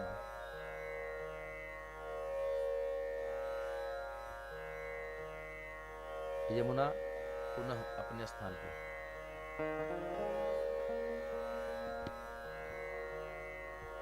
और पैर स्पर्श करने के बाद मैया यमुना वापस लौट जाती हैं और महाराज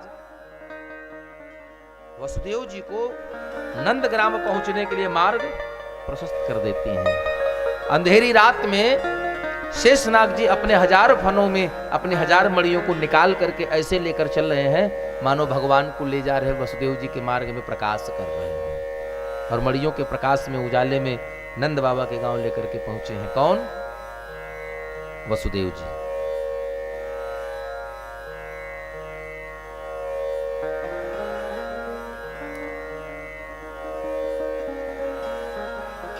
कारण है इसमें, कई कारण संतों का अलग अलग मत है। यमुना के बढ़ने पर ये अंतर कथाएं जुड़ती हैं। अंतर कथाओं में प्रवेश पाने का मतलब होता है कि आगे की कथाओं में विलंब होना। नंद बाबा के घर वसुदेव जी लेकर गए और वसुदेव जी लेकर नंद बाबा के घर जब पहुंचे हैं तो वहां जाने के बाद नंद बाबा ने यशोदा के बगल में सो रही उस छोटी सी कन्या को उठाया और अपने लाला को वहीं सुलाया। सुला कर लेकर आ जाते हैं जेल में। जेल में आने के पश्चात 7 दरवाजे पुनः बंद हो गए। जो सैनिक सो गए थे वो सारे के सारे सैनिक जग गए और जब सारे लोग सो गए जग गए तब उस कन्या ने रोना शुरू कर दिया। घुसते ही फाटक बंद भये कन्या ने रुदन मचाया। और कंस को सूचना मिली। कंस दौड़ करके आता है, कन्या को देवकी के हाथ से छीन लेता है और जैसे ही उसको मारने का प्रयास करता है पत्थर पर पटक कर, तुरंत वहां पर प्रकट हो जाती है उस कन्या।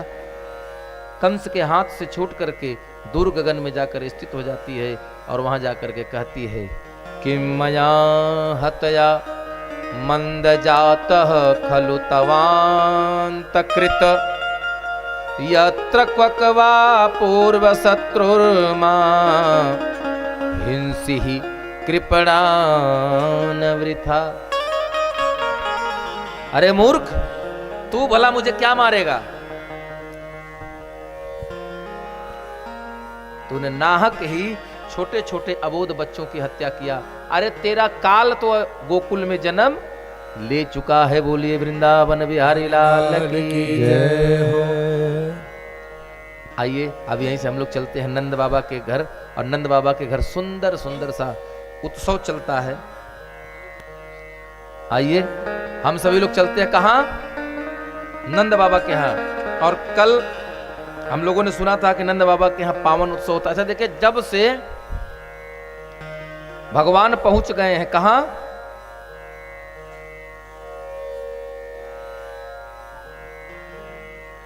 गोकुल ग्राम में। और तब से गोकुल में उत्सव हो रहा है। आइए हम सभी लोग उसी उत्सव का दर्शन करते हैं और बड़े भाव से सभी लोग गुनगुनाएंगे। कहेंगे क्या? हो कान्हा आया रे आया,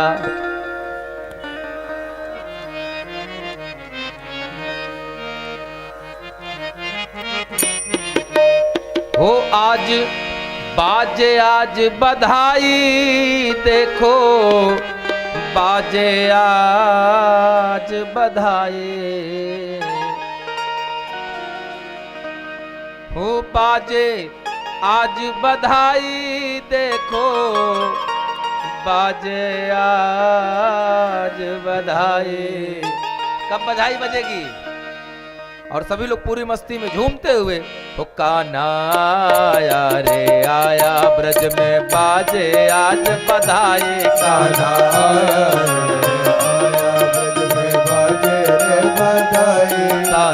आया रे आया ब्रज में बाजे आज बधाई कान्हा आया रे आया ब्रज में बाजे रे बधाई बाजे आज बधाई ब्रज में बाजे आज बधाई ब्रज में बाजे आज बधाई ब्रज में बाजे आज बधाई कान्हा आया रे आया कान्हा आया रे आया ब्रज में बाजे आज बधाई कान्हा आया रे आया ब्रज में बाजे आज बधाई कान्हा आया रे जय हो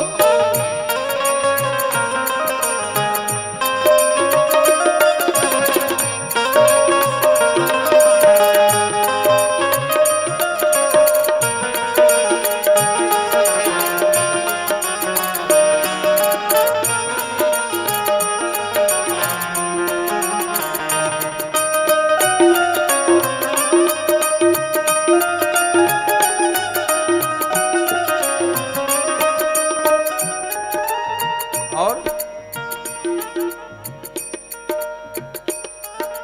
सजी हुई है ब्रज की गलियां सजे हुए चौबारे सजी हुई है ब्रज की गलियां सजे हुए चौबारे सजी हुई है ब्रज की गलियां सजे हुए चौबारे सजे हुए चौबारे देखो सजे हुए चौबारे खुशियां लाया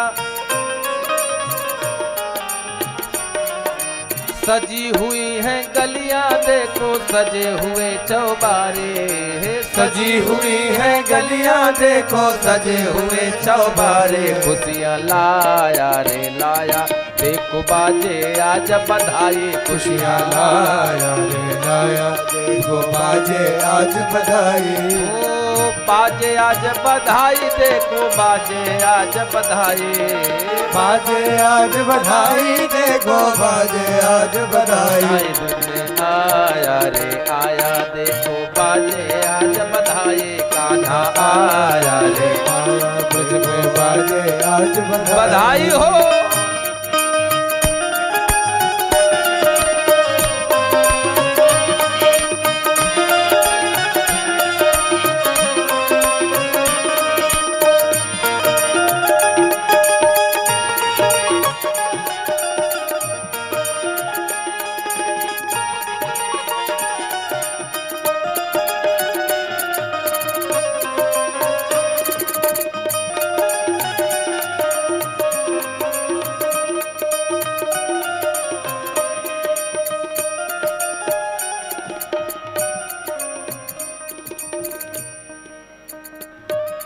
सांवरिया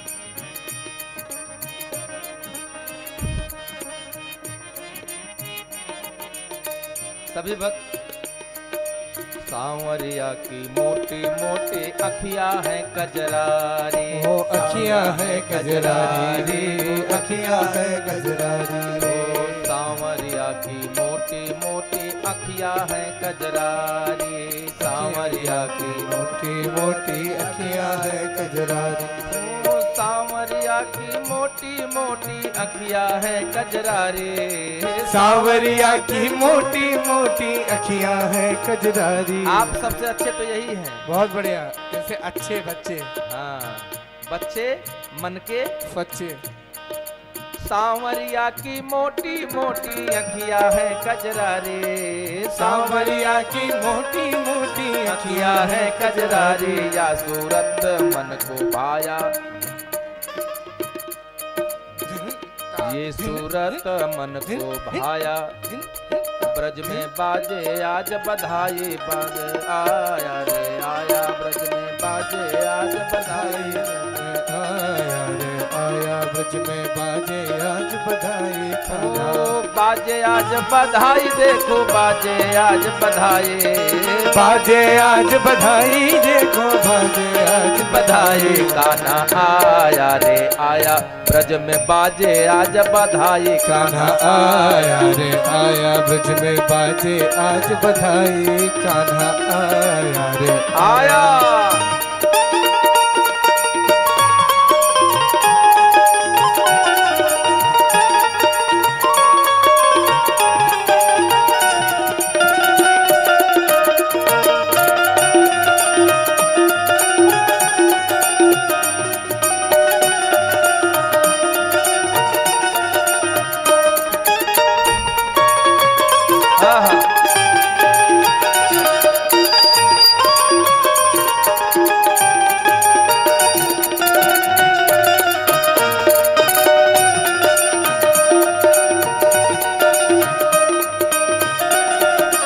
और सभी लोग पूरी मस्ती।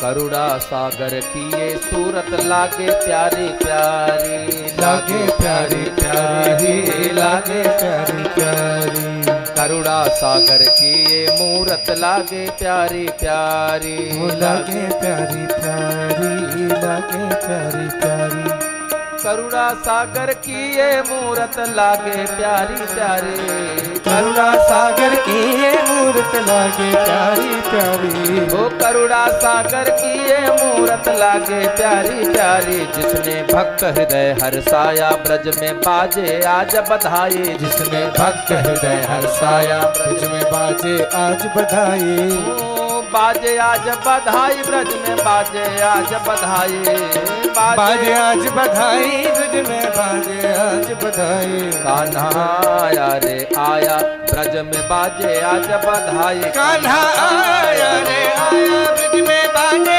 आज बधाई कान्हा आया रे आया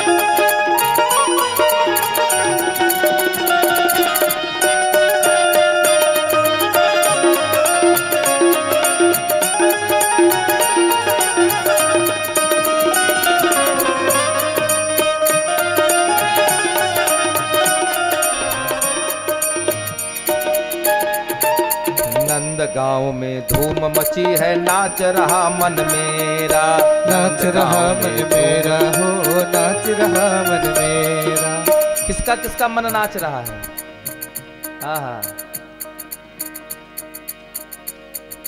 नंद गांव में धूम मची है नाच रहा मन मेरा नंद गांव में धूम ऐसे नाच रहा मन मेरा नंद गांव में धूम मची है नाच रहा मन मेरा हो नाच रहा मन मेरा नाच रहा मन मेरा हो नंद गांव में धूम मची है नाच रहा मन मेरा नंद गांव में धूम मची है नाच रहा मन मेरा नंद गांव में धूम मची है नाच रहा मन मेरा माने अन धन आज लुटाया ब्रज में बाजे आज बधाई माने मन धन आज लुटाया ब्रज में बाजे आज बधाई माने अन धन आज लुटाया ब्रज में बाजे आज बधाई माने अन धन आज लुटाया ब्रज में बाजे आज बधाई माने अन धन लुटाया ब्रज में बाजे आज बधाई देखो देखो कान्हा आया ब्रज में बाजे आज बधाई बाजे आज बधाई देखो बाजे आज बधाई बाजे आज बधाई देखो बाजे आज बधाई बाजे आज बधाई देखो बाजे आज बधाई बाजे आज बधाई देखो बाजे आज बधाई। और सभी लोग खड़े होकर झूमते हुए एकदम मस्ती में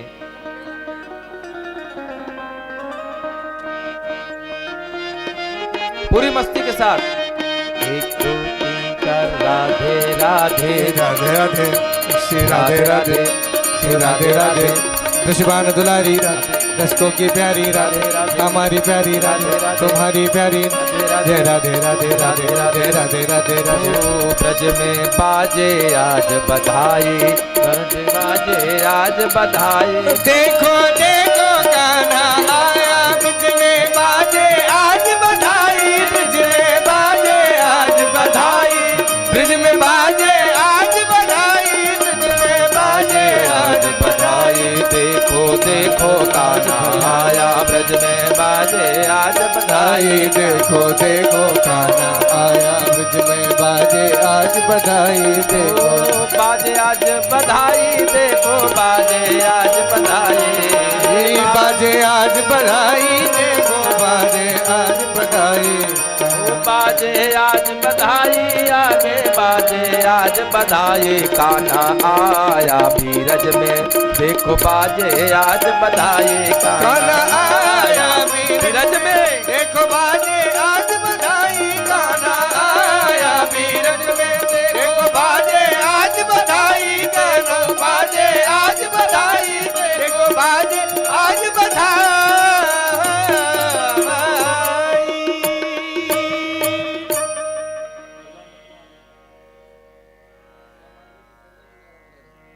बोली वृंदावन बिहारी लाल की जय हो।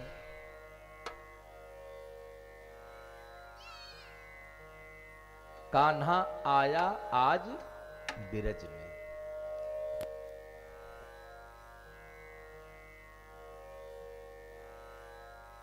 ब्रज में बाजे आज बधाई।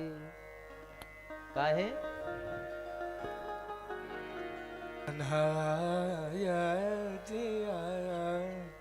सभी लोग कान्हा आया बिरज में, देखो बाजे आज बधाई। कान्हा आया बिरज में। और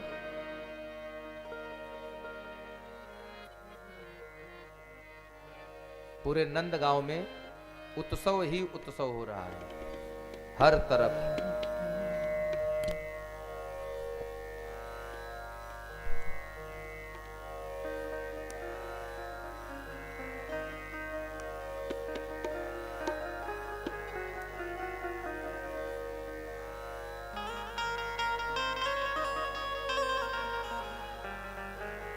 इधर भगवान श्री कृष्ण के जन्म का उत्सव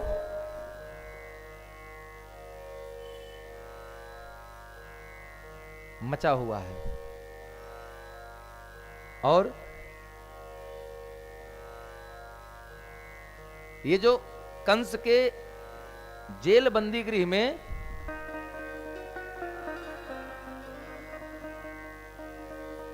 जो कन्या प्रकट हुई थी, जिस कन्या को लेकर के आया था, कंस मारना चाहता था, वो कन्या है कौन?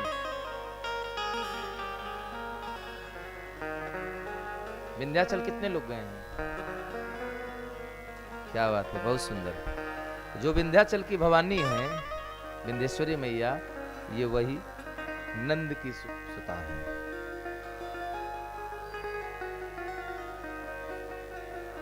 आज भी सावन की पूर्णिमा में भगवान श्री कृष्ण और बलराम भैया जब रक्षाबंधन का पर्व होता है तो राखी बंधवाने आते हैं।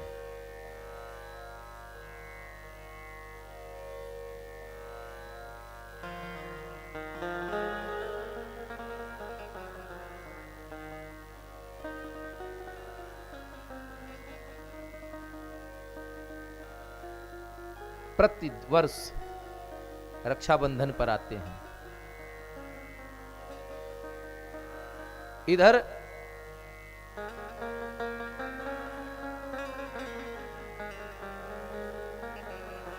नंद बाबा के घर सुंदर उत्सव चल रहा है। सब लोग आनंदित हो रहे हैं। क्यों आनंदित हो रहे हैं? कि मुझे हमारा भगवान मिल गया, हमें हमारा पालनहार मिल गया, हमें हमारा तारनहार मिल गया। इस बात से सभी लोग आनंद की अनुभूति करते हैं।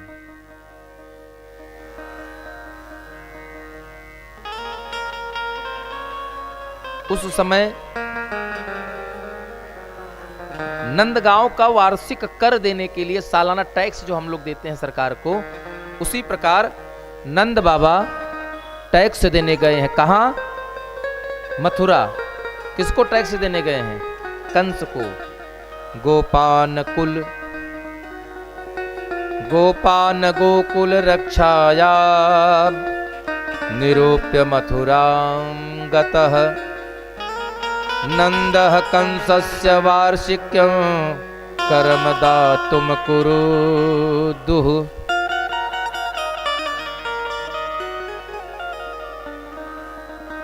नंद बाबा मथुरा गए।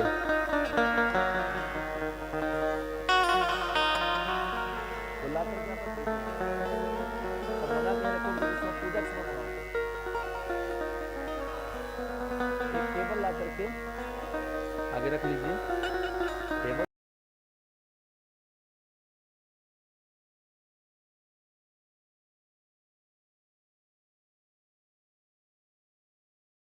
नंद बाबा अपने गोकुल की रक्षा का भार अपने ग्वाल बालों को सौंप करके मथुरा गए हैं टैक्स देने। और कारण दूसरा भी है। क्या कारण है? कि उन्हें अपने मित्र वसुदेव जी के 6 पुत्रों की मृत्यु का दुख भी व्यक्त करना है, ढाढ़स भी बताना है, संवेदना व्यक्त करना है। गए और जब मिले,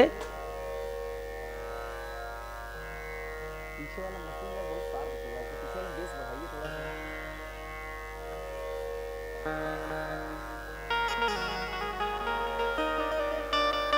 फिर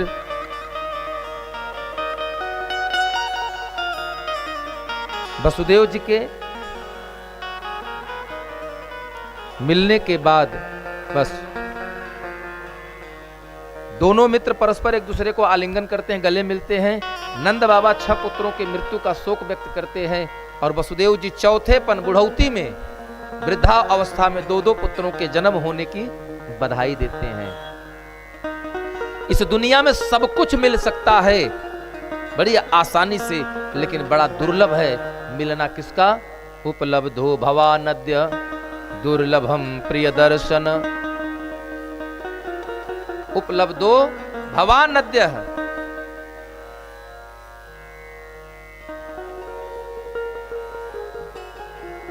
इस दुनिया में अपना प्रिय जो हो और आप उसके प्रिय हो, ऐसा व्यक्ति बड़ा कठिनाई से मिलता है। मित्र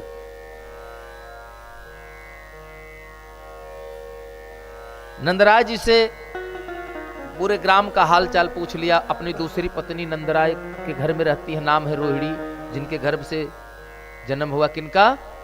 बलराम भैया का।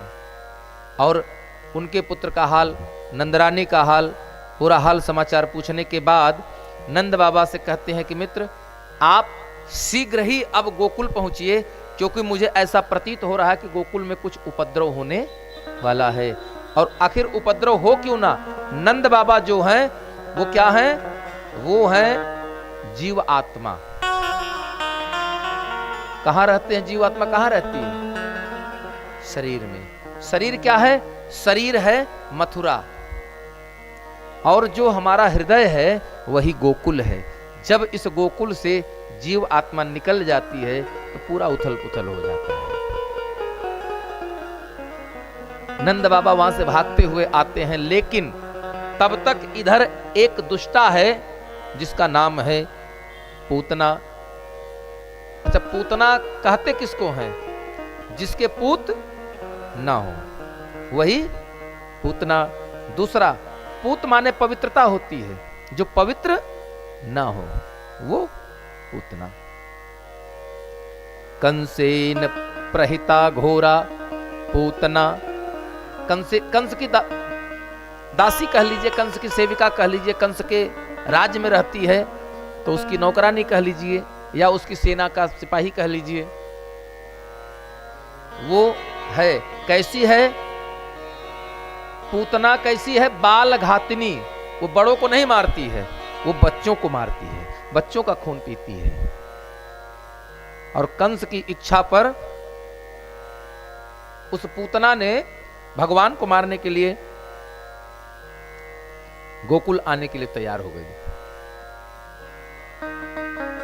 अब गोकुल में आई कैसे?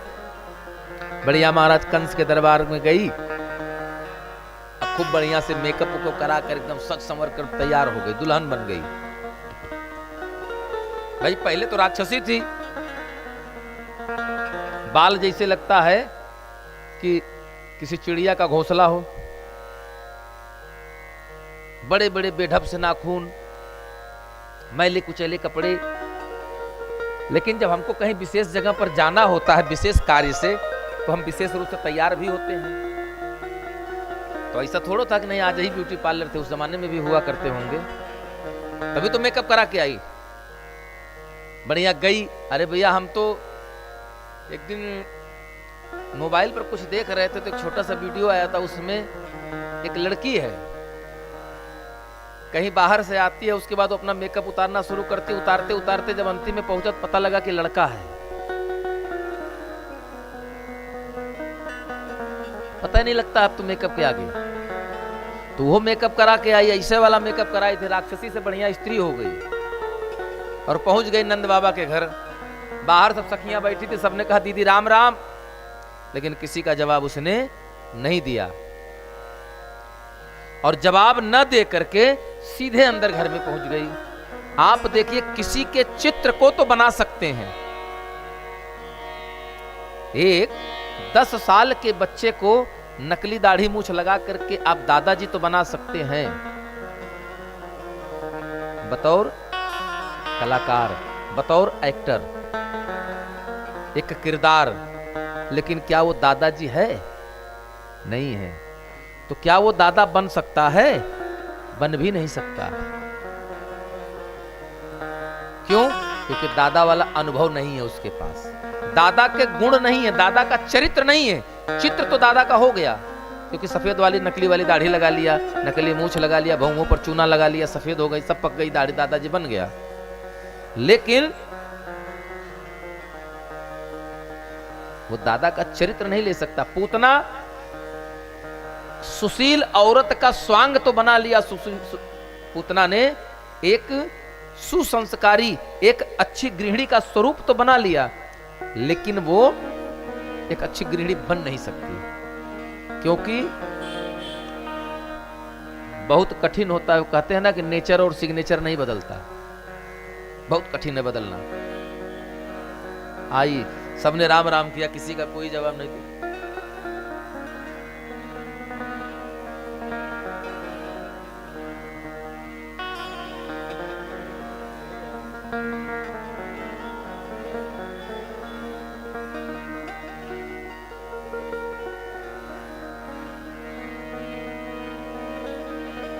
बोले वृंदावन बिहारी लाल की जय।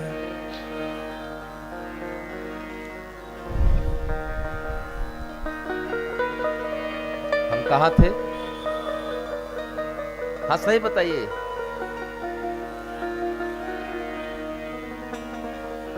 हाँ, हम किसी का चरित्र तो बना सकते हैं।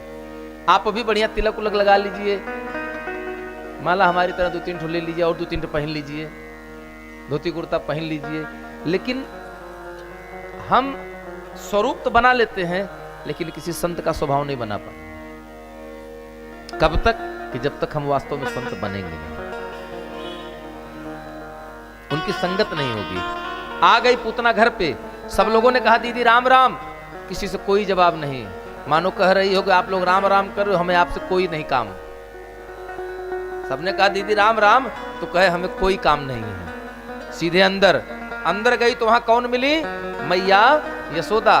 क्या कर रही हैं? लाला को गोद में लेकर बैठी हैं, और लाला को गोद में लेकर बैठी यशोदा मैया। यशोदा मैया को देख करके वह मुस्कुराई, और जैसे ही वह मुस्कुराई, यशोदा मैया ने भी उसको राम राम कर दिया। उसने भी अब कहा दीदी राम राम। मैया ने कहा दीदी हमने आपको पहचाना नहीं। तो कहती आप हमको पहचानोगे भी नहीं, क्योंकि हम बहुत दूर से आए। कहां से? बहुत दूर से आए हैं। हाँ मालूम ऐसा लग रहा है हिमालय से आ रही बेचारी हजारों साल की तपस्या के बाद। हाँ तो मैया ने कहा कहां से? तो कहे हम फलाने गांव से आ रहे हैं, उस गांव से आ रहे हैं, और हमारे पति जो हैं वो ब्राह्मण हैं, ज्योतिषाचार्य हैं। अच्छा, वो आए थे, आपके पुत्र का दर्शन किया और दर्शन करके आशीर्वाद देकर चले गए, लेकिन मैं नहीं आ पाई थी। अब मुझे फुर्सत मिली है, अब मुझे समय मिला तो मैं आई गई। अच्छा अच्छा, ठीक ठीक। इतने में नंद बाबा को की पत्नी यशोदा मैया को कुछ काम याद आ गया, तो उन्होंने क्या किया, लल्ला को पालने में सुला दिया और सुला करके जाने लगी। तो पुतना कहती है कि मेरे पास 2 सिद्धि है। क्या क्या सिद्धि है? बोली पहली सिद्धि, मेरे दूध में अमृत बसता है, एक बार पी लेगा तो इसके आसपास कभी रोग बीमारी नहीं आएगी।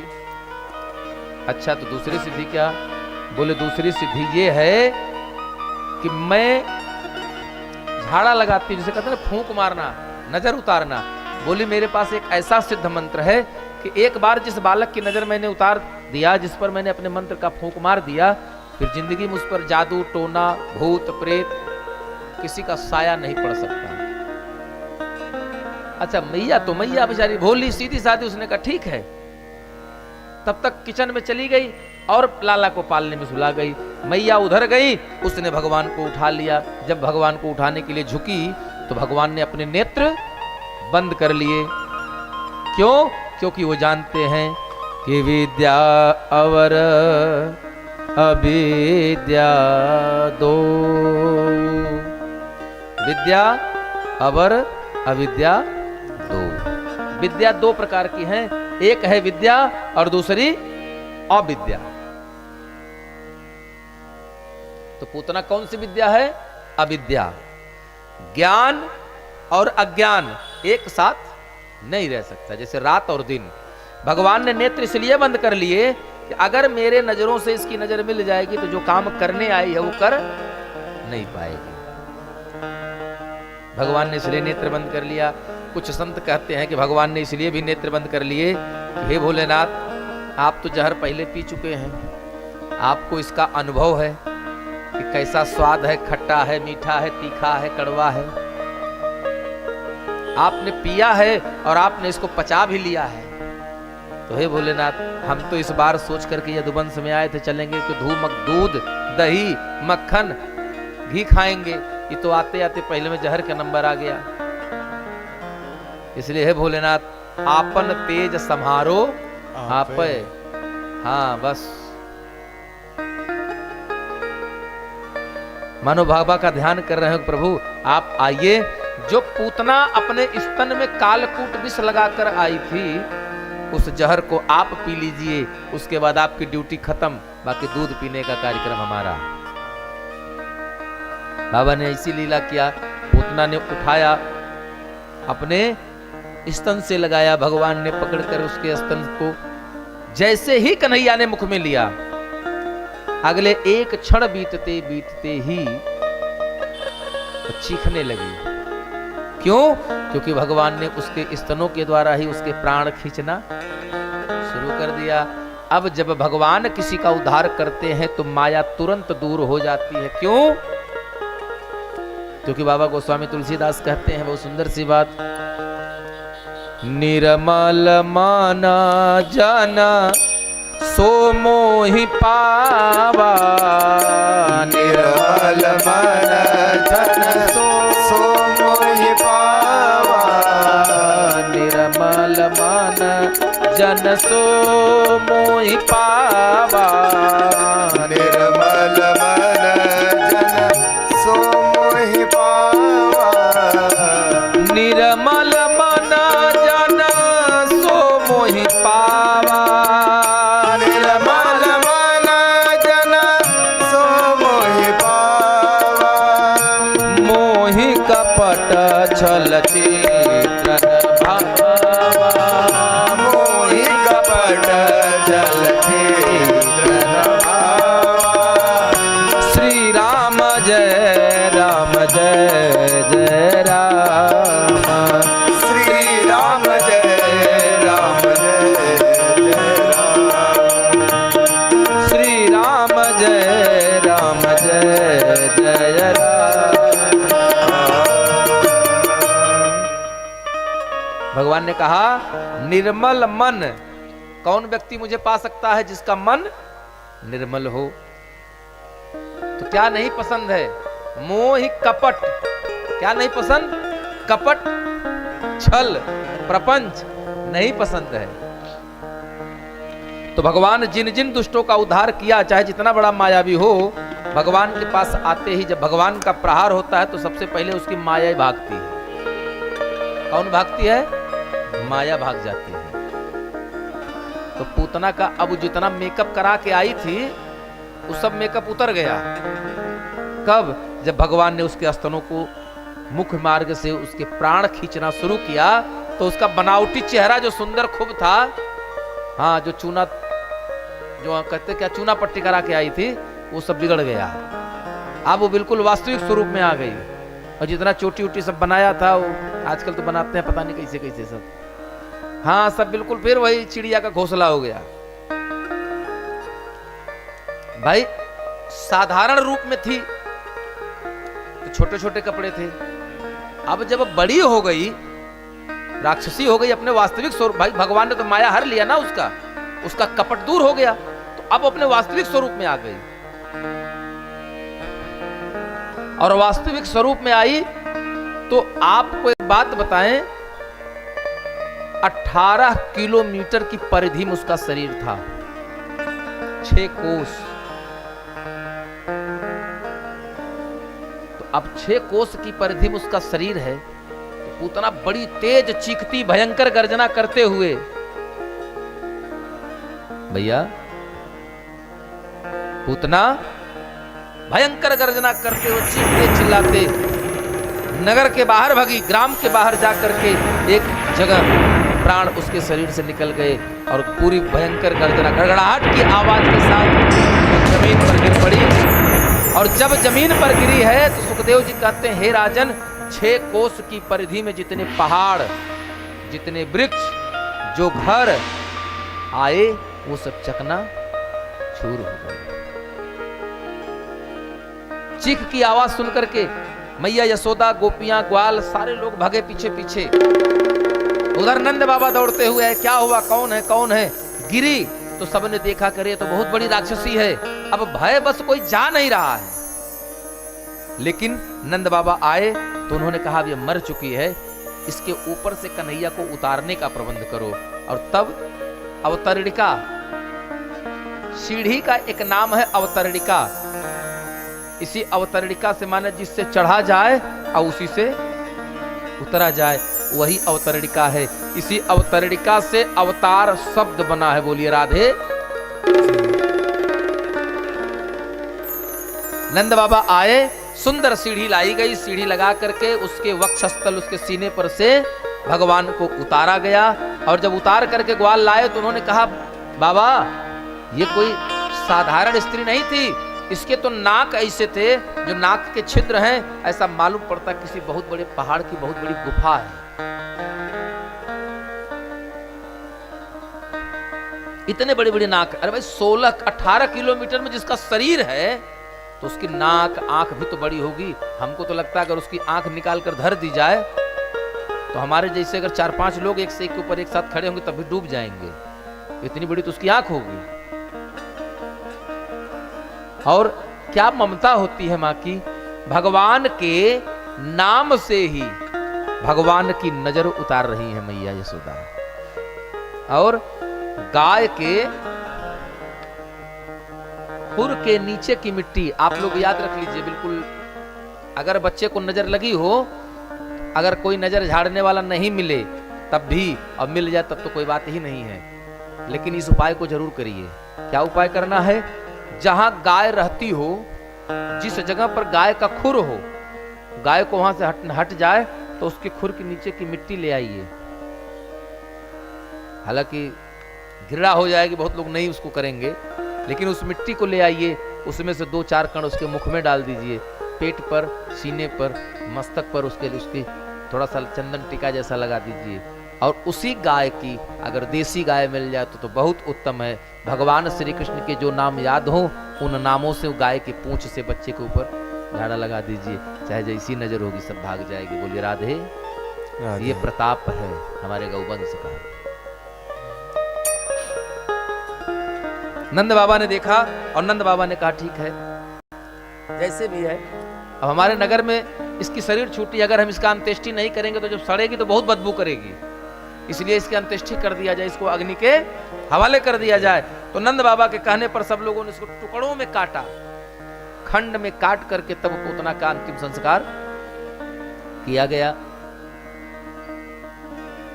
जब इसके पश्चात भगवान थोड़े बड़े हुए। ये पूतना है कौन? राजा बलि, जिनको वामन भगवान ने बांधा था 3 पग भूमि मांग करके। ये राजा बलि की एक पुत्री है, नाम है रत्नमाला। रत्नमाला ही पूतना बन करके आई थी। क्यों? क्योंकि भगवान ने उसे वरदान दिया था। अब आप लोग कहेंगे कि महाराज ये कैसा वरदान कि मुझे जहर दे दो? बोले नहीं। सुखदेव जी कहते हैं राजन, जब भगवान वामन बन करके गए तो रत्नमाला ने देखा कितना सुंदर बालक है। क्यों?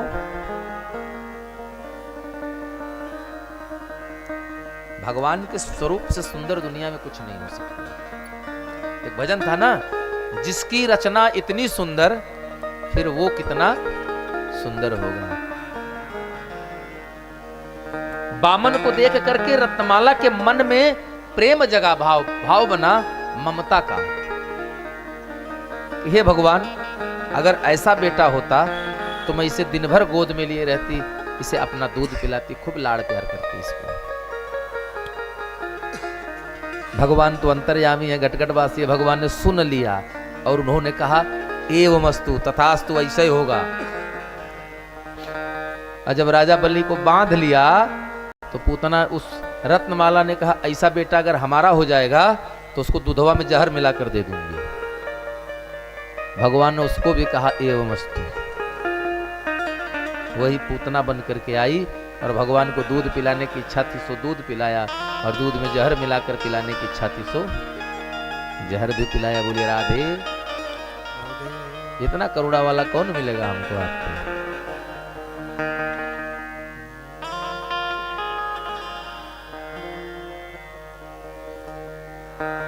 सुखदेव जी कहते हैं राजन, जब भगवान की आयु 3 माह की हुई तो एक दिन भगवान अचानक पलना में लेटे लेटे करवट घूम गए। और जब भगवान करवट घूम गए तो फिर नंद बाबा के घर में क्या होने लगा? उत्सव। कहते हैं अच्छा, गोकुल में स्थिति ये हो गई है कि भगवान अगर मुस्कुरा दें तो उत्सव। आज मुस्कुराहट उत्सव है।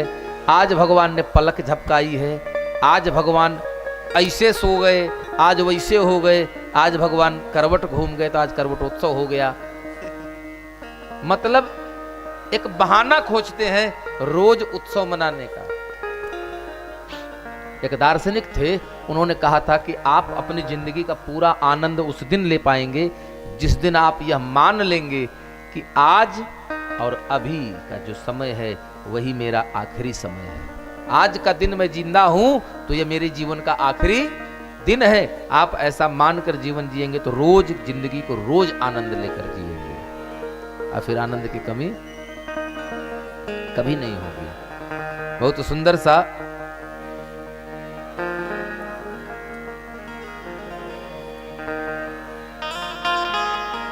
गोपियां कहती हैं उत्सव में, हे यशोदा मैया, किसी की नजर ना लगे तेरे लाला को। क्यों?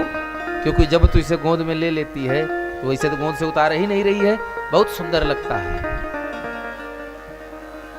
जसोदा के गोद खेलौना कहूँ नजर न लागे यशोदा के गोद खिलौना कहूँ नजर लागे। जसुदा के गोद खिलौना कहूँ नजर न लागे जसुदा के गोद खिलौना क्यों नजर न लागे। आहो कहीं नजर न लागे हे हो कहीं नजर न लागे आओ ते नजर न लागे नजर न लागे जसुदा के गोद खिलौना कहूँ नजर न लागे यशोदा के गोद खिलौना क्यों नजर न राधे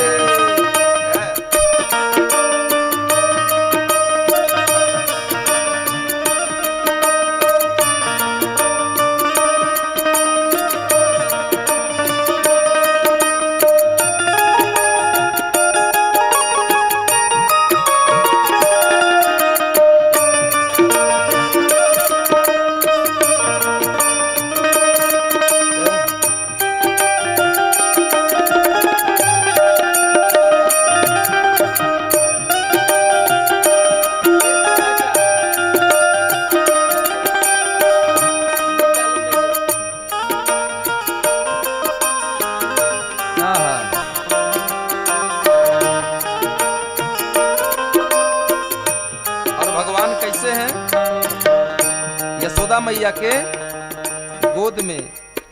हाँ हाँ हो नील सरोरुह श्याम सुभगतन नील सरोरुह श्याम सुभगतन नील सरोरुह श्याम सुभगतन नील सरोरुह श्याम सुभगतन मंजुल कुंवर सलोना कहूँ नजर न लागे मंजुल कुंवर सलोना कहूँ नजर लागे। मंजुल कुंवर सलोना कहूँ नजर न लागे मंजुल कुंवर सलोना कहूँ नजर जय हो। जय हो।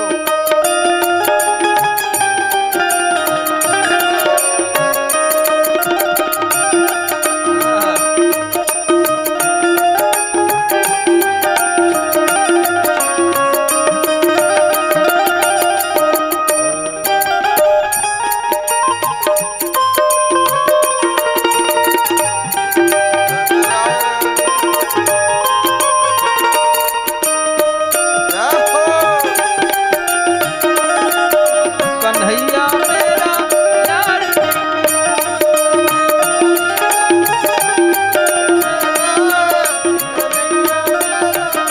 यार निकला कुटिल अलक लटकत आनन पर कुटिल अलग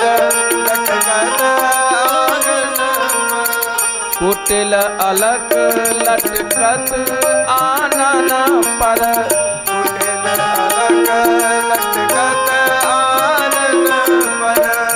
मन हूँ लसत अति छौना कहूँ नजर न लागे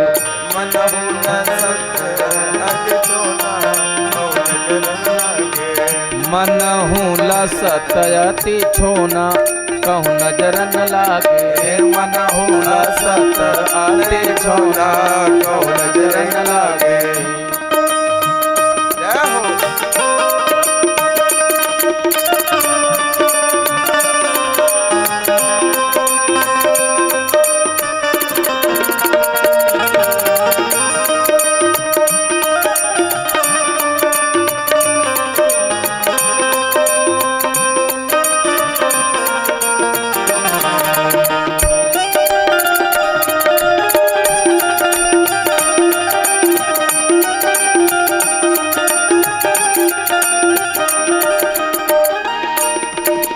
कुंडल लोलक पोलहि चूमत कुंडल लोलक पोलहि चूमत। भगवान के कानों के कुंडल जब हिलते हैं तो मानो उनके गाल को चूम रहे हैं। कुंडल लोल कपोल न चूमत, कुंडल लोल कपोल न चूमत, हो कुंडल लोल कपोल न चूमत, अरुण कमल दृग कोना कहु नजर न लागे, अरुण कमल दृग कोना कहु नजर न लागे, हो आहो कहीं नजर न लागे, हे हो कहीं नजर न लागे, आहू के नजर न लागे, गेहूं के नजर न लागे। नजर कैसे उतारते हैं आप लोग? हाँ आहा, आहो नजर ना लागे, हे हो नजर ना लागे, आहू है नजर न लागे, गेहूं है नजर न लागे।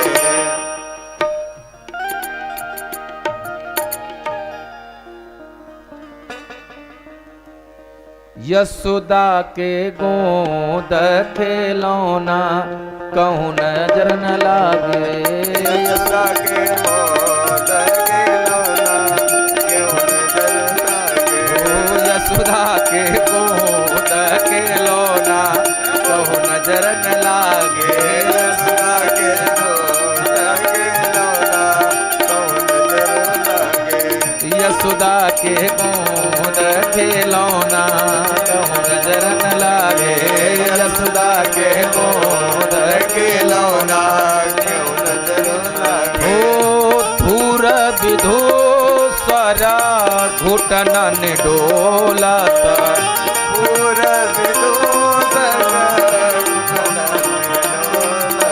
ओ धूर विधो स्वरा घुटनन डोलत,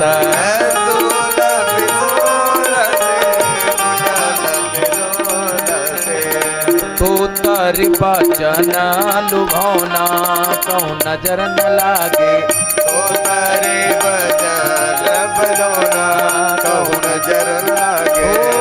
आहो नजर ना लागे, हे हो नजर ना लागे,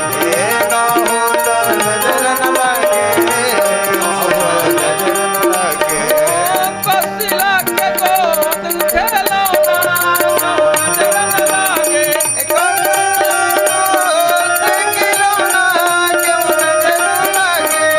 कसिला के गोद खिलौना कहूँ नजर न लागे, यशोदा के गोद खिलौना कहूँ नजर न लागे, यशोदा के गोद खिलौना कहूँ नजर न लागे।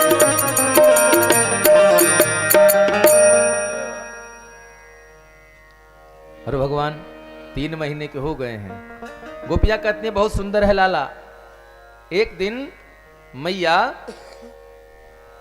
के आंगन में करवट उत्सव मनाया जा रहा है और करवट उत्सव मनाने के साथ साथ मैया अपने लाला को लेकर बैठी हैं। लेकिन हुआ क्या,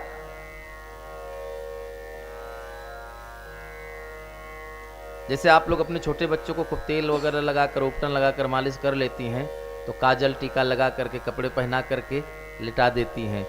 तो मैया यशोदा ने भी ऐसा कर दिया और ब्राह्मणों के द्वारा स्वस्ति वाचन पाठ हुआ। लेकिन उसी समय एक राक्षस आ गया। राक्षस का नाम है सकट भंजन या सकटासुर कह सकते हैं। क्या नाम है? सकटासुर। सकटासुर आया तो भगवान को मारने का प्रयास करता है। और कैसे? वो बिना शरीर का है, शरीरधारी नहीं है सकटासुर। तो सकटासुर ने अपने जो वायु तत्व में विद्यमान है सकटासुर, वह वायु तत्व से आकर के बैलगाड़ी छकड़े पर सवार हो जाता है। और छकड़े पर सवार होकर के अगर आपने देखा होगा तो बैलगाड़ी या छकड़े में आगे जहां बैल को लगाए जाते हैं, जहां से बैल जोड़े जाते हैं बैलगाड़ी में, वहां दोनों बैलों के बीच में एक लकड़ी लगी होती थोड़ी सी लंबी सी, जो बैलों को अलग करने के बाद जमीन पर आकर रुक जाती ताकि गाड़ी आगे गिरने ना पाए। या आप यूं कह सकते हैं कि उस गाड़ी पर सवार होकर के भगवान को लेकर के मारने के लिए वह आता है। लेकिन भगवान के एक छोटे से नन्हे पैर के नन्हे से अंगूठे की छोटी सी चोट होकर उसे उस बैलगाड़ी समेत लेकर अंतरिक्ष में चला गया। और अंतरिक्ष में जाने के बाद जब वहां से गिरा तो उसके साथ हुआ क्या कि उसकी राधे राधे एक ही बार में सीताराम हो गया। क्यों? क्योंकि दुष्ट आत्मा जो भगवान के प्रत्यक्ष आता है, आते ही वह परोक्ष हो जाता है। ये कोई और नहीं है, लोमस ऋषि के श्राप के कारण यह राक्षस बना सक्टासुर। ये कौन था? वही हिरण्याक्ष जिसने पृथ्वी को चुराया था। हिरण्याक्ष का पुत्र था, बड़ा पुत्र, जिसका नाम है उत्कच। उत्कच ही इस बार सक्टासुर बन करके आया है, क्योंकि भगवान हर उस व्यक्ति को मिले हैं जिनसे नारद मिल गए एक, और भगवान हर उस व्यक्ति से मिले हैं, हर उस इंसान से, हर उस मनुष्य से मिले जिसको भगवान के भक्त यानी जिसको ब्राह्मणों का श्राप लग गया, वो जरूर आया। इस प्रकार भगवान ने उसका उद्धार किया। थोड़ा और समय बीता। दैत्यो नामना त्रिडावर्तः कंसभृत्यः प्रणोदितः चक्रवात स्वरूपेण जहारासीनम भकम। चकाचौंध क्या नाम है? त्रिडावर्त। त्रिडावर्त है क्या? त्रिडावर्त जो आज भौतिकवाद की जो चमक है, जो चकाचौंध है कि बढ़िया बंगला हो, एसी हो, गाड़ी हो, 4-6 नौकर आगे पीछे हो, खूब बढ़िया बढ़िया 5-5 हजार का नहीं, हम भैया 10-10 हजार, लाख 2 लाख रुपए का कपड़ा पहने, खूब सोना चांदी एकदम लदे रहें। जो आज जो चकाचौंध की दुनिया है, यही त्रिडावर्त नाम का दैत्य है। क्या करता है? यह हमको भ्रमित करता है, अपनी चमक दमक से हमको भ्रमित करता है और माया की तरफ मोड़ देता है, राम से अलग कर देता है। भगवान के पास आया और भगवान ने जैसे ही उसको देखा तो मैया के सामने लीला कर दिया। क्या लीला किया? मैया यशोदा की गोद में हमारे ठाकुर जी बैठे हैं और भगवान ने लीला किया कि छोटे से कन्हैया अब अपने शरीर का वजन बढ़ाने लगे। इतना वजन हो गया कि मैया के बर्दाश्त के बाहर हो गया और मैया ने कन्हैया को उठाकर जमीन पर बिठा दिया। घर में गई, उसी समय त्रिडावर्त एक चक्रवात बवंडर बन करके आता है और भगवान को अपनी बवंडर चक्रवात में फंसा करके लेकर दूर गगन में चला जाता है। लेकिन भगवान अपने उन्हीं नन्हे नन्हे हाथों से उस त्रिडावर्त की गर्दन पकड़कर तब तक दबाए रखते हैं जब तक उसके प्राण पखेरु उड़ ना गए। और भगवान कृष्ण किसी को जाकर नहीं मारे हैं, पूरे द्वापर में भगवान किसी के पास जाकर किसी को नहीं मारे हैं। जिसको मरना हुआ वो खुद प्रयास कर लेता है कि प्रभु आइए हमारा उद्धार करिए, क्योंकि बोले रामावतार में बहुत तकलीफ हुआ, जा जाकर उद्धार करना पड़ा। इस बार जाएंगे नहीं, हम तो दुकान खोल, डॉक्टर के पास मरीज थोड़ा जाता है, डॉक्टर थोड़ा मरीज के पास जाते हैं। एक अच्छा डॉक्टर किसी मरीज के घर जाता है ना। आपको पेट में दर्द है तो आप डॉक्टर के पास जाएंगे, आपको सर में दर्द है तब आप डॉक्टर के पास जाएंगे। अब आपके पेट में दर्द होगा तो डॉक्टर थोड़ी गांव में आएगा आपके घर। क्यों? क्योंकि आवश्यकता हमारी है, उद्धार आपको करवाना तो आपको आना पड़ेगा। बोले सीता राम।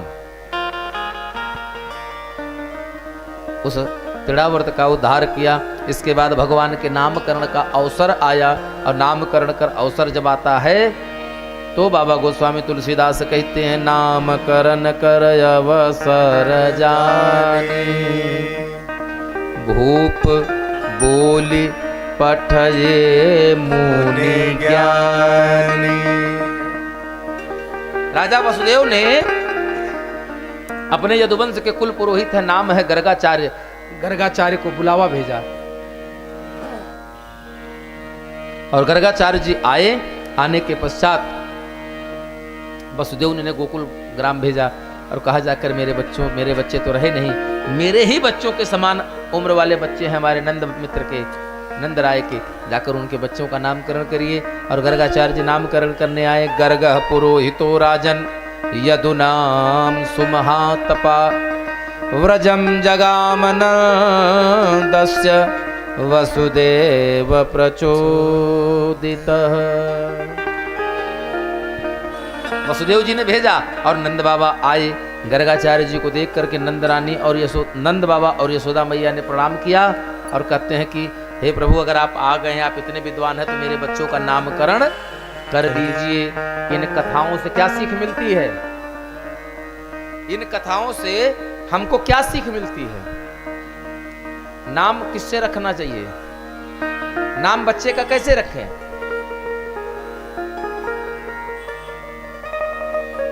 आजकल तो सही में डिजिटल जमाना हो गया। आजकल तो नाम भी गूगल बाबा बताते हैं। आजकल नाम भी कौन बताता है? गूगल बाबा। अरे अभी आप डालिए, अभी बच्चा पैदा नहीं हुआ है, पहले में ख्याल बना लिए बेटा होगा तो ये नाम रखेंगे, बेटी होगा तो ये नाम रखेंगे। लग्न राशि चाहे जौन हो, उससे मतलब नहीं है।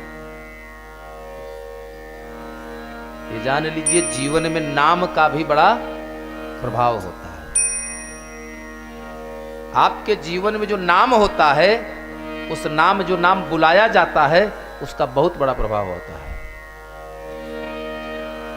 तो नामकरण की व्यवस्था थी। नामकरण हमारे 16 संस्कार में एक नामकरण संस्कार है।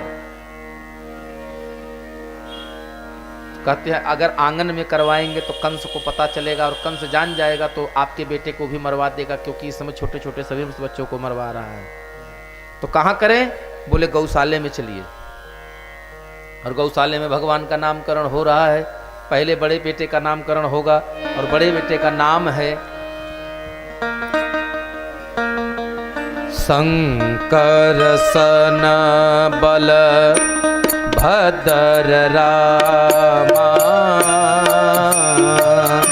शंकर सन बल भद्र रामा, कहे तेना ग्रज के नामा, श्री राम जय राम, जय जय राम, श्री राम जय राम, जय जय राम।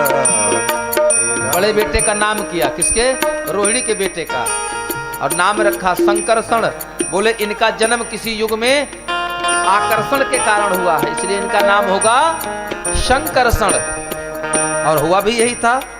द्रौपदी देवकी के गोद से माया द्वारा आकृष्ट करके रोहिणी के गर्भ में स्थापित किए गए थे, इसलिए इनका नाम पड़ा शंकरषण। बोलिए शंकरषण भगवान की जय।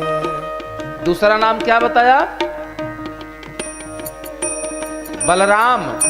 बलम अधिकम मस्येति बलम, अर्थात जिसके बल का कोई था ना हो, जिसके बल का कोई पार ना हो, तो वो बलराम। बोलिए बलराम भैया की जय। और तीसरा नाम राम रमन्ते योगिनः, इसलिए इनका नाम होगा राम। और यही राम और बलम अधिकम मिलकर के बन गए बलराम। बोलिए बलराम भैया की जय। शंकर सन बल भद्र रामा, काहे तेना ग्रज के नामा, श्री राम जय राम, जय जय राम, श्री राम जय राम, जय जय राम। अब छोटे बेटे का नाम करना है। जो आनंद सिंधु सुख राशि, जो आनंद सिंधु सुख राशि, से करते त्रय लोक सुपासी, से करते त्रय लोक सुपासी, वासुदेव और कृष्ण कन्हाई, वासुदेव और कृष्ण कन्हाई, इनके नाम अपर बहुताई, श्री राम जय राम, जय जय राम, श्री राम जय राम, जय जय राम, श्री राम जय राम, जय जय राम, श्री राम जय राम।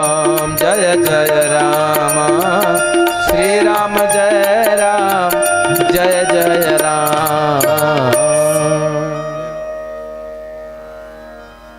वासुदेव अरु कृष्ण कन्हाई।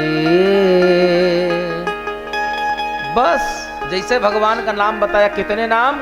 वासुदेव और कृष्ण।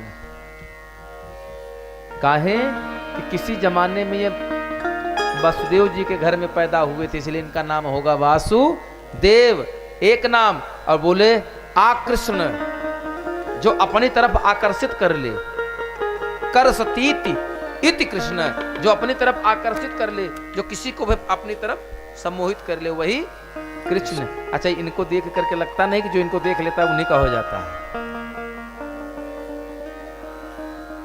वृंदावन की बात जाने दीजिए, वो तो बहुत सिद्ध स्थान है।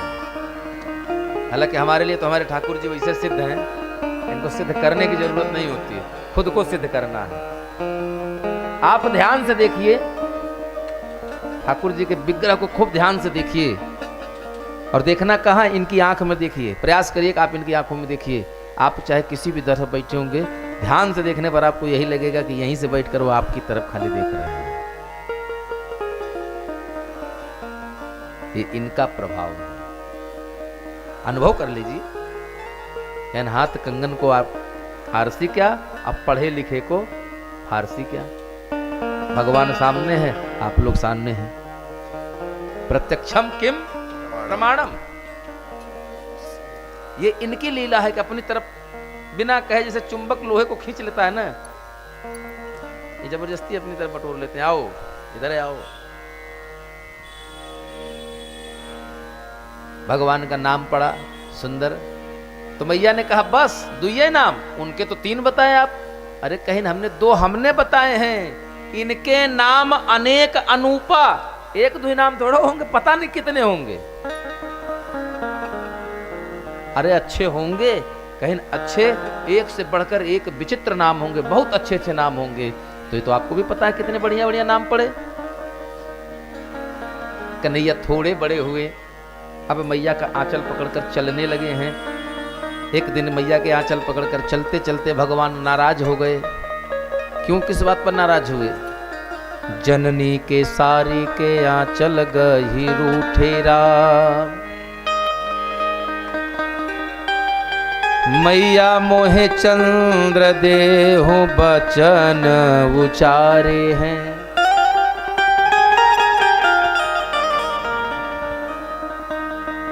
जननी के सारी के आंचल गही रूठे राम, मैया मोहे चंद्र देहु बचन उचारे हैं। हे मैया, मुझे खिलौने चाहिए। तो मैया ने हाथी घोड़ा जो भी था सब दिया। भगवान ने कहा ना ना, इससे काम नहीं चलेगा आज। बोले फिर? बोले मुझे चंद्रमा चाहिए। बेटा चंद्रमा? बोले आज मैं चंद्रमा से खेलूंगा। तो मैया कहती हैं भूतल पे चंद्र को उतार बो का खेल लाल, काम ये कठिन नहीं बस को हमारो है। एक कन्हैया, हे लाला, अरे भूतल पे उस आसमान के चंद्रमा को जमीन पे लाना कोई आसान है? मुझे नहीं लगता कि काम आसान है, और ये मेरे बस में नहीं है, क्योंकि विधि का विधान है। तो भक्त कहता है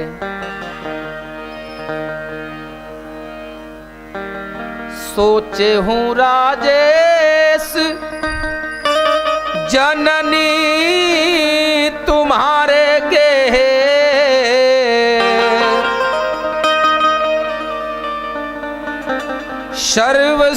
सर्वशक्तिमान सुत होई के पधारो है। चंद्र को जमीन पे, हे मैया, चंद्र को भूतल पे उतारिबो कठिन का, मैया तैने तो कृष्ण चंद्र भूमि पर उतारो है। हे मैया, अरे उस चंद्रमा को यहाँ उतारना तुम्हारे लिए कौन सी बहुत बड़ी बात है। तुमने तो इस जमीन पर, भूमि पर भगवान को उतार लिया। किसको? कृष्णचंद्र को उतार लिया। जननी सोचे हूं राजेश, जननी तुम्हारे गृह सर्वशक्तिमान सुत होई के पधारो है। बेटा बनकर आ गए आपके घर, तो इस चंद्रमा को उतारना कौन सा कठिन काम। और भगवान बड़ी अच्छी सी लीला करते हैं। हो मैया मैं तो